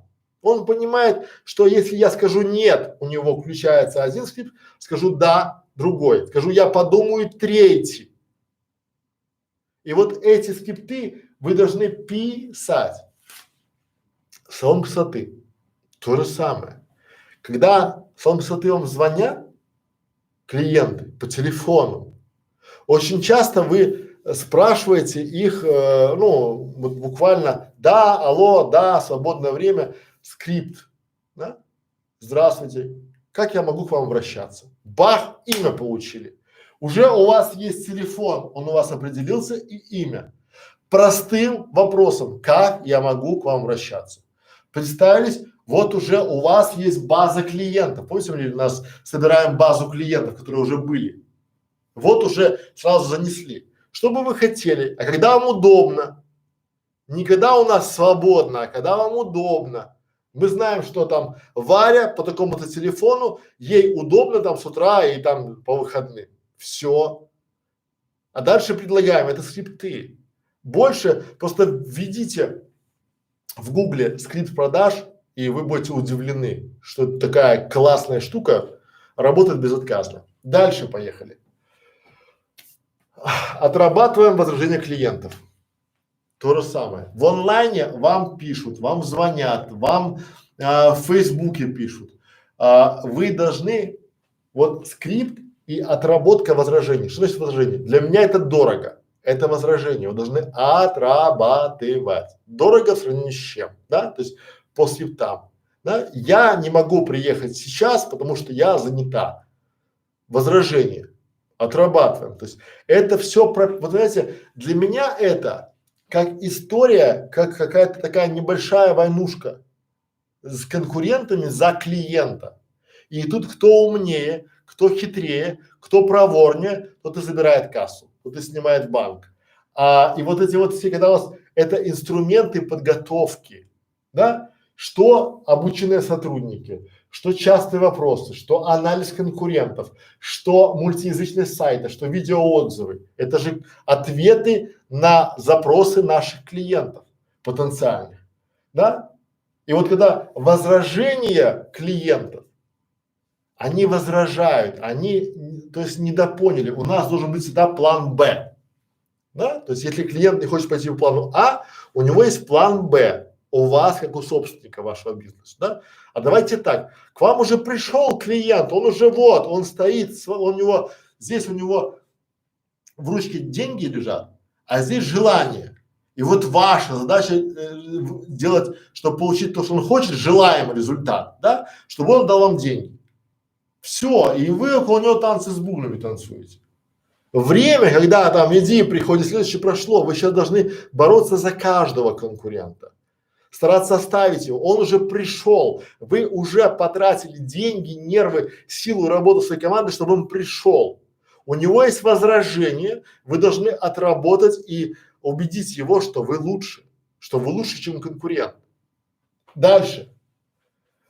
Когда мы отработали возражение, бывает так, что определяем, что делать с отказом. Как это работает? Очень просто. Вы не научились принимать оплату онлайн. Ну, не научились. И вы отправили курьера, который должен приехать ко мне домой и привезти пиццу. Однако за время пути пицца могла отойти. И я перехотел. И вот приезжает курьер, обещался приехать в течение полчаса, приехал чистый, опрятный курьер, привез мне горячую, свежую пиццу за 20 минут, а я отказался. Что делать? У вас должен быть план и определение, что делать с отказом. Потому что курьер звонит вашему диспетчеру, говорит так и так, клиент такой-то отказался, что делать? И у вас должна быть отработана система, либо механизм этой сделки. Либо я заказал в городе, там, в другом городе набор для бритья, стоит там $100. Его привезли, а я заказал с ментолом, а мне привезли с эвкалиптом. Я говорю, мне не надо это все. Но вы уже потратили $10 на доставку. То есть, если я скажу, не надо мне это все, вы обратно отправите себе это все удовольствие еще за десятку. То есть у вас будет бизнесмен с буквы Б, потому что вы отправили мне, то есть набор для бритья за $100, $90 была стоимость, $10 на доставку. Я вам должен был отдать $100, но я сказал, мне не надо, вы мне прислали не тот. И вы забираете его назад, но вы же курьеру все равно должны заплатить, который привез, 10. И курьеру, который вам отправил назад еще 10. Итого минус 20. Да? То есть к вам приезжает товар обратно на склад уже с минус 20. И у вас должна быть отработка возражений и определение, что делать с отказом. Неважно это. Записалась девушка к вам в салон красоты. Все, забронировала. Вы мастера забронировали. Мастер никого другого не берет, потому что у него запись. А девушка отказалась. Что делать в этом случае? Должен быть план Б. Ну, она сказала, я не приду, все, не пришла. Мастер стоит, у него нет записи, у вас простое кресло, у вас простое мастера, у вас мастер недоволен, потому что он же работает в вашем салоне, потому что вы представляете ему клиентов хороших. А он раз, два, три стоит, потому что у вас клиенты не в адеквате. Дальше. Определили, что делать с отказом, переходим. Масштабируется ли ваш бизнес?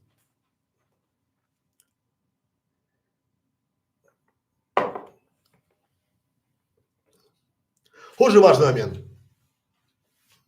Что значит масштабируется ли ваш бизнес? Давайте представим, если у вас поперло. Вот поперло и у вас все получилось. Масштабируется. То есть что будет, где вы откроете вторую точку? Почему вы там откроете? То есть потому что, ну, здесь же история простая, что если у вас хорошо пошло в одном месте, у вас налажено все, у вас налаженный штат, у вас логистика, у вас все хорошо, вы можете вторую точку открывать. Ну, масштабироваться. И сразу понимать, масштабируется ли ваш ну, то есть бизнес, куда, когда и что для этого надо. Очень часто масштабировать бизнес можно в онлайне очень просто. Если физически вам необходимо открывать точку физически, то в онлайне у вас может быть маленькая точка, как у меня кабинетик, и будет большой интернет-магазин.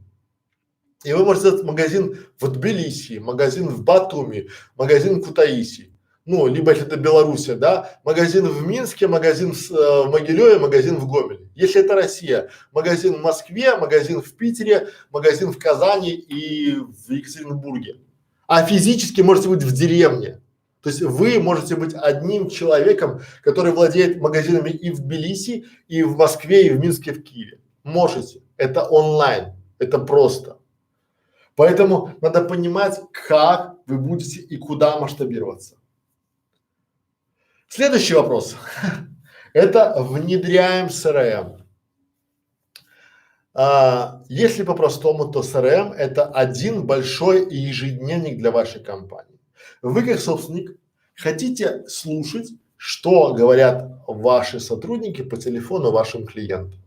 Думаю, что да. А вы хотите знать, откуда приходят клиенты? С Фейсбука, с сайта, с рекламы, с какой рекламы? А вы хотите узнать, кто больше покупает? А вы хотите узнать, когда вам вот CRM это такая большая ежедневник для компании, да? И вот когда человек записывается туда, то есть когда ваш диспетчер, допустим, в салоне красоты записывает кого-то, он же куда записывает? Хотите угадаю? У него такая тетрадка есть. И он там пишет там Варя стрижка, плюс там брови, плюс там маник, педик. И записала, правильно? А CRM это табличка, туда записывается все и задача, то есть для собственника это вообще спасение. Потому что вы всегда в курсе, кто пришел, вы заходите в CRM с телефона и видите, сколько у вас заказов было, кто был, да, о чем говорили, кто сколько заплатил, да, а лучше всего, когда вам звонит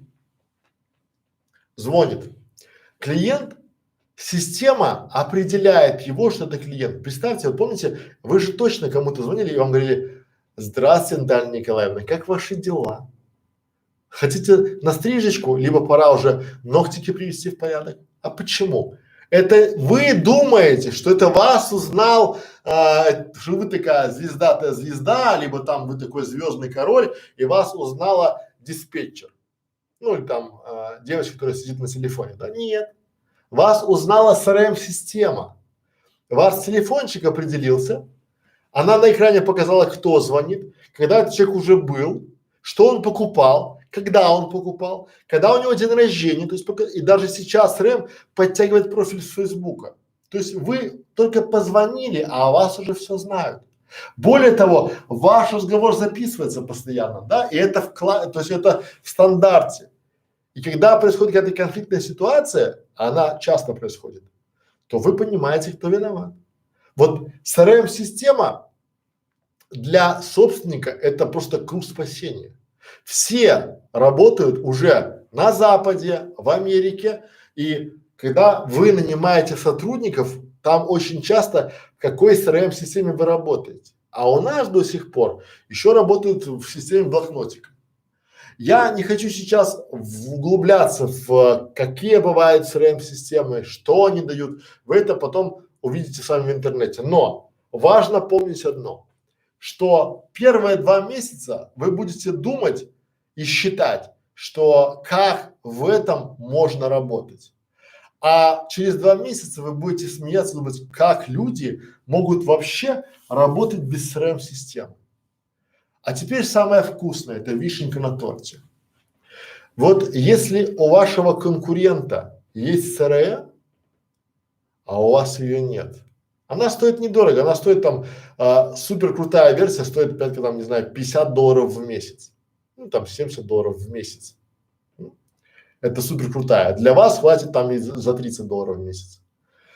Так вот, если у вашего конкурента есть CRM, а у вас нету, то давайте визуализируем. Вы едете на телеге, заряженной 2 лошадками. Это ваш бизнес и скорость вашего бизнеса. А ваш конкурент, их у него есть CRM, он едет на сверхскоростной Бентли. Там все в комфорте, он все видит, он все знает, он все прогнозирует, анализирует, он понимает, кто из сотрудников у него самый эффективный, кто слабое звено, кто больше продает, кого надо мотивировать, кого надо там то. И вот вся эта история именно про то, кто самый эффективный.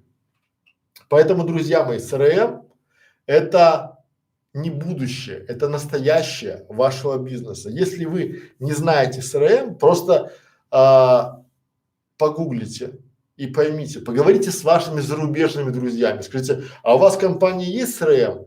И он скажет, конечно. А для него, знаете, это вопрос из разряда, а в вашем туалете есть туалетная бумага? Ну, а как ее может не быть? А у нас до сих пор все на листиках. Дальше. Анализируем результаты. Здесь, когда вы это все делаете, когда вы начинаете делать, то есть когда вы начинаете инструменты, когда вы готовитесь к переходу, делаете какие-то сайты, лендинги, интернет-магазины, вы уже должны понимать, что кругом все надо анализировать, то есть вы получаете результат и его анализируете. Очень важно понимать, что мы получаем в результате, какой профит получаем, что мы хотим добиться. Мы вначале ставим цель и какой мы хотим получить результат. И дальше понимаем, что нам мешает достигнуть этого результата, либо что мы хотим, чтобы получить этот результат. Очень важный момент. И мы анализируем анализ. Здесь я призываю вас обращаться к специалистам, потому что анализ результатов это надо смотреть, чтобы кто смотрел незамыленным взглядом, чтобы вы поняли. Ну, очень часто, если вы нанимаете не тех сотрудников, то вас могут ввести в заблуждение люди, которые выдают себя за рекламщиков, за маркетологов, за специалистов, за каких-то там, не знаю, всего. И люди, которые действительно профессионалы, они поймут, ну как это, рыбак рыбака видит издалека. Они действительно поймут, это так или не так. Вам могут дурить голову буквально с сайтом там годами, говорить, что этот сайт супер сайт, а сделали на коленке его и просто там, да, и вы в совокупности, вот у меня очень часто клиенты приходят, я делаю им анализ сайта, либо анализ магазина, и я понимаю, что, она говорит, так это же дешево, я плачу $200 в месяц. Я говорю, подождите, вы 3 года вы сколько заплатили за сайт? Я заплатил $3000 за сайт и плачу $200 в месяц. То есть я говорю, вы 3 года платите по 200 в месяц. Правильно? Правильно. Соответственно, вы за год отдаете там порядка 2500 за год. 7500 за 3 года и 3000. То есть вы отдали за сайт 10 тысяч долларов, ну, в совокупности за 3 года. И я вижу перед собой кучу говна. То есть вы вот эту кучу говна купили и поддерживаете ее, ну, то есть набрасываете, то есть вот лежит куча говна, и вы набрасываете больше, будет большая. То есть оно не получается конфета. Вот из этого дерьма и палок вы лепите условно большую кучу. Оно не получится конфета. Понимаете? И в совокупности надо это все снести и сделать по-новому классно и грамотно. Так вот, когда вы начинаете анализировать результаты, лучше привлекайте людей со стороны. Не анализируйте, ну, как вам объяснить, анализировать результаты своего труда рекламщик может очень хорошо. А привлеките другого рекламщика, скажите, найди у него ошибки, я тебе заплачу. Все будет хорошо. Дальше поехали.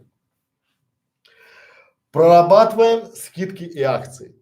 Вот это не спонтанное решение. Скидки и акции – это должно быть, ну, у вас проработанная система. Акции, почему скидка? Лояльность ваших, то есть как вы будете организовывать систему лояльности, какие скидки, какие акции на день рождения там, либо что-то еще, да?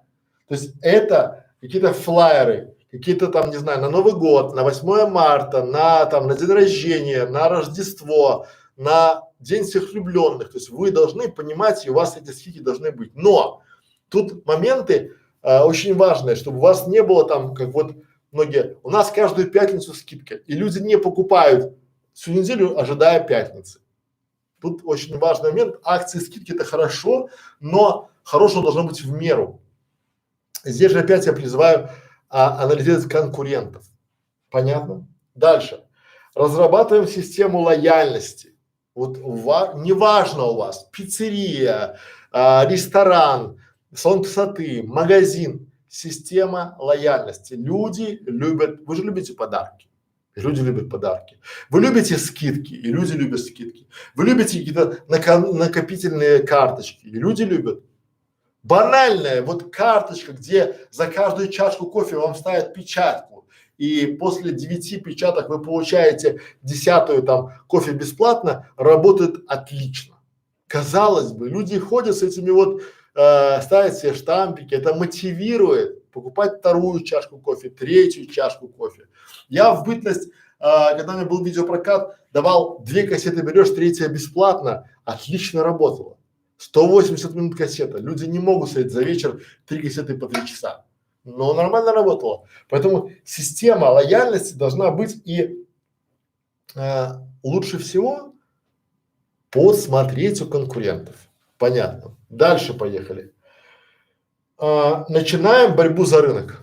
Что это значит? Это значит, что мы проанализировали конкурентов, поставили результат, поняли, куда мы можем масштабироваться, то есть с кем мы можем масштабироваться, как мы можем масштабироваться, что у нас будет в результате, кого мы хотим победить, как мы будем побеждать, и начинаем борьбу за рынок.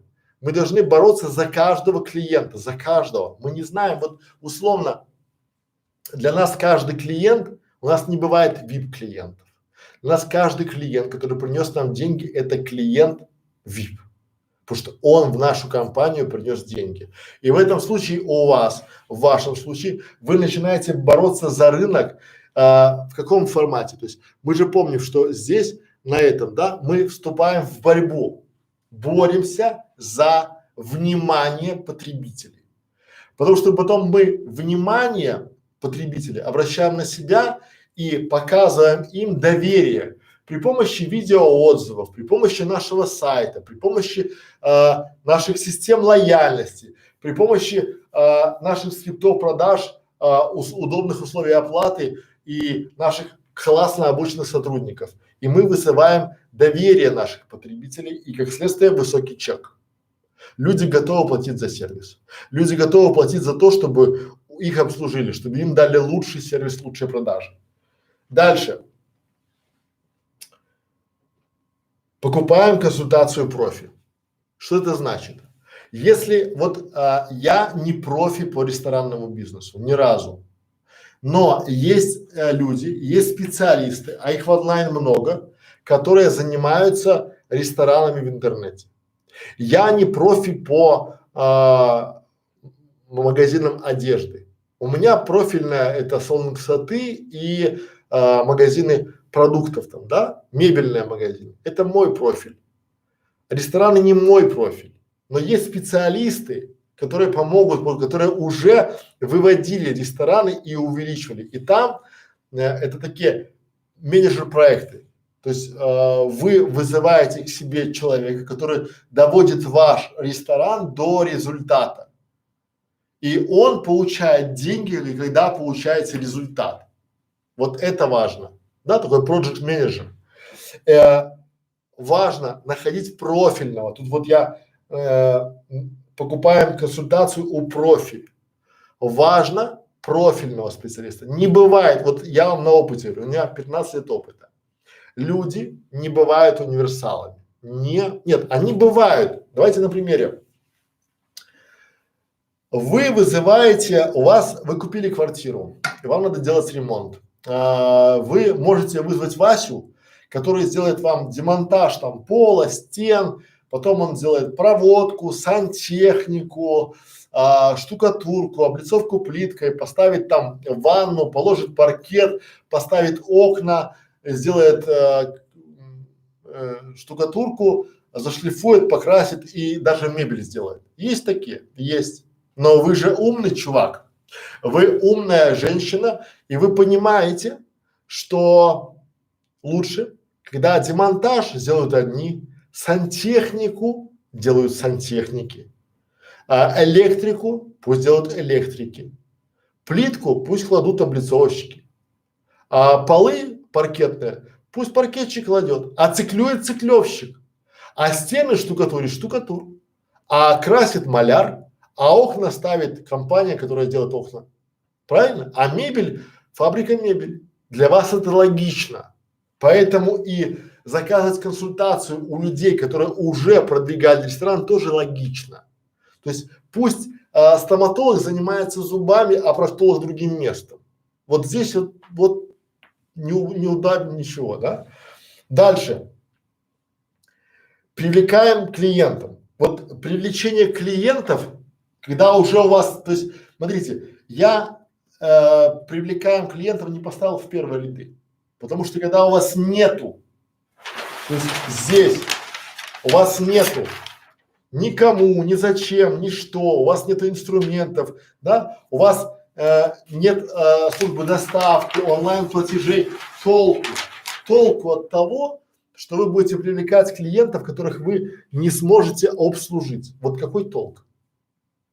Либо у вас не будет кадров, либо у вас не будет инструментов, либо у вас не будет продуктов, которые вы можете им продать.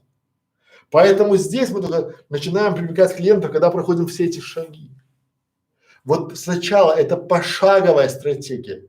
То есть мы начинаем привлекать клиентов только на этапе, когда у нас все готово. Чтобы вам было еще проще. То есть я вас призываю сначала сделать зал, поставить туда столы, накрыть столы, вышкалить официантов, сделать классную кухню, нанять поваров, забить холодильники свежей едой, проверить, что у них есть масло, включены плиты, и потом звать гостей. А не наоборот, потому что многие сначала зовут гостей, но потом придумаем. Время прошло, сейчас люди уже как в Европе, они хотят сервис. Они хотят прийти и получить то, что хотят. И сейчас будет борьба за потребителей. Сначала за внимание потребителей, а потом за доверие потребителей, чтобы получить результат. Результат у всех, что у владельца магазина, что у владельца салона, что у владельца ресторана, это чек. Продажа ваших товаров, ваших блюд, ваших услуг, это продажа. Результат продажи – это деньги в кассе. Все. Вот вы, есть потребитель, он потребляет ваши товары или услуги. И есть вы, который предоставляет ему товар или услуги. То есть у вас результат – это продажа, чек. Вот поймите это. И ради этого вы обязаны оказывать услуги, вот все что угодно, танцевать с бубнами, потому что это конкуренция. Мы сейчас входим в высококонкурентный рынок. Для нас это не ново, для вас это будет ново и тяжело. Поэтому мы вам так вот подробненько все рассказываем и пережевываем. Дальше. Формируем лояльную аудиторию. Что это значит? Мы же четко понимаем, что люди, которых мы классно обслужили, будут рассказывать о нас другим людям. Они лояльны к нам, лояльны к нашему бренду, лояльны к нашему ресторану. И эта лояльность, она окупается. То есть здесь важно понимать, что каждый клиент для нас важен. Каждый клиент – это тот клиент, который может условно, как вам объяснить, у меня есть знакомый, у которого очень большая аудитория в Фейсбуке. И когда его как так обматерили и послали далеко и подальше в одном из ресторанов, потому что там один из официантов был великий мачо-мен, то спустя 2 месяца ресторану пришлось не сладко, потому что ну аудитория этого блогера, она, скажем так, ну банально зачмырила ресторан. Вы не знаете, с кем вы будете. Для вас каждый клиент это лучший клиент. Вот это парадигма вашей жизни, не знаю, всего-всего, друзья мои. Поэтому здесь вы должны формировать, вот не искать, ну, многие там типа ищем или там завоевываем аудиторию. Нет, вы формируете. Вы формируете свое мнение о себе, у этих людей, и они превращаются в вашу лояльную аудиторию. Это очень-очень важно. И рассказывают другим. Дальше. Разрабатываем 3 отдельных меню. Что сие означает? Почему мы разрабатываем 3 отдельных меню?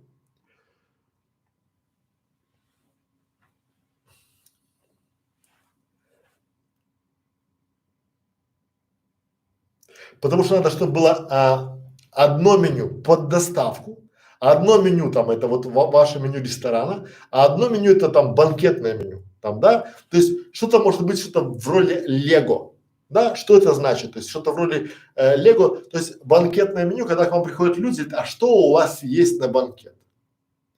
И вы можете сделать опрометчивый шаг, сказать все, что хотите сделано для вас. Нет. Гораздо проще человеку дать выбор, чтобы он выбирал из чего-то, ну, пам-пам-пам, из 2, из 3, из 5 там, да, вот, допустим, есть такой комплект, вот такой, вот, то есть у вас есть блюда, которых у вас уже есть технология, там есть карта приготовления этих блюд, и вы предлагаете им. Поэтому 3 отдельных меню. Что это значит? Еще раз, да? Меню под доставку. Ну, потому что вы не все можете сделать на доставку, определенное блюдо, потому что это потом вам вынесут мозг по телефону, да? Они скажут, мы хотим это, а у вас нет под доставку этого. У вас это только в зале. Поэтому отдельное меню под доставку, отдельное в зал и отдельное на торжества. Не забываем, что каждое меню на 3 языках, ну, мультиязычность. И тогда у вас будет все очень и очень хорошо. Ну, опять же, проработка бизнес-моделей. Тут все предельно просто. То есть вы начинаете прорабатывать свои бизнес-процессы. Что, почему, когда, зачем, в какой последовательности – это ваша бизнес-модель. Почему? Я всегда рекомендую, готовьте этот бизнес как будто к продаже. Как будто, чтобы вам необходимо было новому собственнику объяснить, что работает, почему, чем занимается этот человек, чем занимается процесс и что будет в результате. Тогда и вам будет проще. Когда вы будете понимать, как это работает, когда у вас будут должностные инструкции, когда у вас будет бизнес-модель вашего бизнеса, как это работает, какая прибыль, вы сможете прогнозировать, вы сможете считать и анализировать, вы можете понимать, что надо увеличить, чтобы увеличить чек и прибыль. Дальше. Поэтапное внедрение плана. Что это означает? Поэтапное внедрение плана означает то, что вы этот план, что я вам дал, вы его не начинаете реализовывать сломя голову, а вы этот план начинаете реализовывать поэтапно. То есть вы сначала отрабатываете этот блок, этот. Поймите, вы не многозадачны, вы не можете сначала там это, и тем более ошибка, вы можете поручить там Васе заниматься этим, Пете этим, а Маше этим. Нет, это вы все контролируете и вы все держите руку на пульсе всего этого процесса. Почему? Потому что люди, они приходят и уходят. Особенно люди, которые будут понимать, что они понимают больше, чем вы, они будут держать вас за бороду и другие причинные места. Поэтому вы должны понимать, что это поэтапное внедрение. Вот это не обязательно в такой последовательности, но вот эти пункты должны быть все вами проработаны обязательно и бесповоротно. Ну и последнее. Контроль руководителям на всех этапах. Еще раз. Вы обязаны контролировать все этапы. Вы должны понимать целевая аудитория. Кому? Вы должны понимать боли вашей целевой аудитории, как руководитель. Зачем? Зачем им покупать у вас? Зачем им приходить к вам? Вы должны знать социально-психологический проект. Кто? Вы должны, внимание, вы должны понимать вашу линейку продуктов. Что вы продаете? Кому, когда, за сколько. Вы должны понимать логистика производства. Вы должны определять финмодель. Сколько. И планировать график. Когда. Формировать УТП. 3 почему мы давали, да, то есть почему покупают у вас, а не конкурентов, почему купят у вас сегодня. Дальше. Собираем базу клиентов. Клиенты покупают у людей, люди покупают у людей. Если у вас малый, средний бизнес и вы владелец ресторана, клиенты знают вас лично. Вот я сейчас распинаюсь, помогаю своему другу, у которого есть ресторан, потому что я его личный клиент. И клиенты благодарные, работают хорошо, поверьте мне. Дальше. Готовимся к переходу в онлайн. Если вы думаете, что вы поручите кому-то Маше, Глаше, Вите, который поможет вам перейти, рано или поздно он поймет, что вас можно либо нагнуть и попросить больше денег.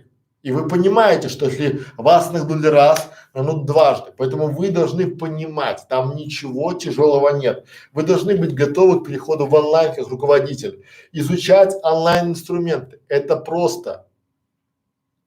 Дальше. Понимать, что кому делегировать, то есть кого когда можно заменить, понимать, кому делегировать, изучать спрос на рынке. Вы должны быть в курсе, в тонусе. Сами отрабатывать, находить способ доставки. Это ваш бизнес. Вам как собственнику этого бизнеса важно каждая деталь. Важно. Дальше. Собирать видеоотзывы.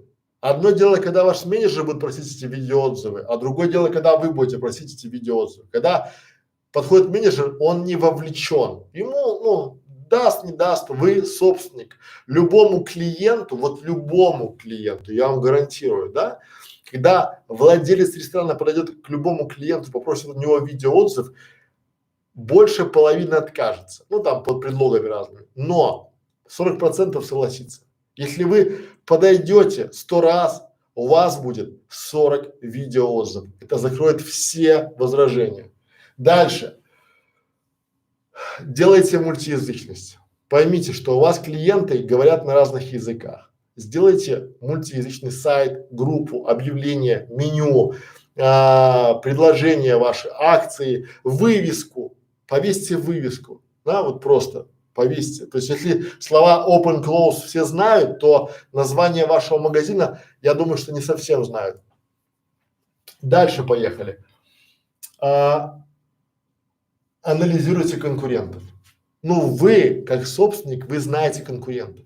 Вы их знаете, вы их понимаете, но не анализируете. Глубоко наймите людей, которые пройдут анализ. То есть это конкуренция, это борьба, это контрразведка. Вот здесь вы тоже должны. Собирайте частые вопросы. Вы собираете, вы приказываете, потому что это без вашего участия не делается слово вообще. Дальше. Решайте кадры. Вы знаете, что кадры решают все. Вы знаете, что хорошие кадры на улице не валяются, и их надо растить, внутри компании растить и обучать эти кадры.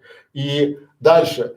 Пишите, принимайте оплату онлайн. Тоже понятно. Бизнес онлайн оплата – это одно связано с другим. Дальше, скрипты продаж, отрабатываете возражения, определяешь отдел с отказом, масштабируется ли ваш бизнес, к вашему менеджеру по барабану, внедряйте СРМ. При помощи СРМ вы не будете зависеть от этих менеджеров. Вы будете спокойно менять людей, потому что они будут уходить на их место, как вот робот приходит другой человек. Дальше. Анализируйте результаты, прорабатывайте скидки акций, система лояльности, борьба за рынок, консультация у профи, это же для вас, да? Опять привлекайте клиентов, формируйте лояльную аудиторию, разрабатываем 3 отдельных меню, проработка бизнес-моделей, поэтапное внедрение. Это все должны вы контролировать. Это все напрямую на вас, вот прямо на вас.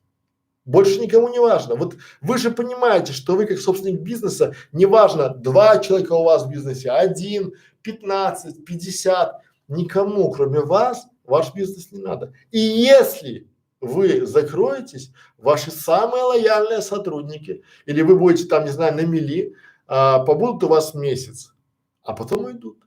Уйдут, потому что люди, рыба уходит туда, куда глубже, а люди туда, куда лучше. И не надейтесь, что эти люди останутся с вами навсегда. Людям, хорошим людям надо платить. Если вы не сумели организовать бизнес, чтобы он приносил вам доход, то это ваша проблема, а ваши люди, которых вы обучили, они уйдут к вашим конкурентам. Но если вы их не обучите, вы будете сидеть с неучами и прогорите. Я дал вам этот блок, друзья мои. Я вам рассказал, показал и действительно поделился с вами своим опытом, своими знаниями, и применять его вам, не применять, это ваше личное дело. Я думаю, что некоторые из вас взяли для себя какие-то интересные моменты. Кто-то воплотит в жизнь и скажет нам спасибо. Если у вас остались какие-то вопросы, не забывайте приходить к нам в наш клуб 100 по 100, общаться с нами, дружить с нами. Мы есть в социальных сетях, у нас много каналов. Мы в консалтинге уже полных 7 лет и всегда открыты к взаимовыгодному платформенному сотрудничеству. Пора барабан. Отвечу на вопросы и пойдем отдыхать. 2 часа, да? Да, 2 часа.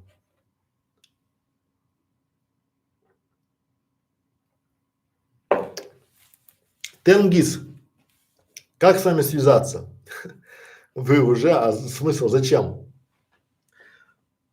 Связаться с нами можно, будет ссылочка, то есть под этим стримом будет ссылочка на консультацию со мной, можно будет связаться. Дальше. Так, по недвижимости сказал. Этот план действий подойдет для магазина одежды? Да, вот это все, что я рассказал, оно подойдет практически для любого бизнеса. Ну, то есть очень редко оно не подойдет, допустим, для машиностроительного завода. Вот, но для таких больших каких-то таких профильных, а для вот малого МСП, малый средний бизнес вполне себе подойдет. Дальше. Игорь, привет, Игорь. А для магазина мебели это сработает? Это сработает вообще, то есть, что такое магазин мебели? То есть это товар, а интернет это место, где есть клиенты. И вы можете просто презентовать магазину мебели, вернее свою мебель этим клиентам и просто обозначить, что у вас есть. Более того, для магазина мебели это и надо, потому что у вас не те площади. Люди сейчас стали ленивые, и они не всегда хотят идти в магазин ножками. Они хотят выбрать по интернету, а потом прийти и посидеть на этом диване либо на этом кресле. Поэтому, конечно, подойдет. Дальше. Какую CRM-систему посоветуете для салона красоты? Для салона мы работали с B324 системой. Там уже все есть, поэтому пробуйте, смотрите и в принципе, но опять же, эта система будет хороша, когда у вас будет связка, да, это группа в Фейсбуке и сайт, тогда еще система. Там телефония есть, все есть, поэтому можете пробовать. Магазин спорттоваров также по этой схеме перевод в онлайн делать, да, то есть вообще без разницы, какой магазин, то есть это же товар. У нас задача, поймите, мы встали в борьбу за потребителей, за внимание потребителей, да, и доверие потребителей наша цель. Вот эти инструменты, что сайт, что группа, что это все инструменты завоевания доверия потребителей, которые в результате нам дадут высокий чек. Друзья мои, я благодарю, что вы пришли. Наше время подошло к концу. Всем, кто был, спасибо большое. Вопросы можно под этим видео задавать. Я с вами прощаюсь. Не забывайте про солнечную Грузию, которая встретила нас, у меня же даже нос сгорел. Да, спасибо за внимание, спасибо, что приходите к нам на Грузию 100 вопросов. До свидания.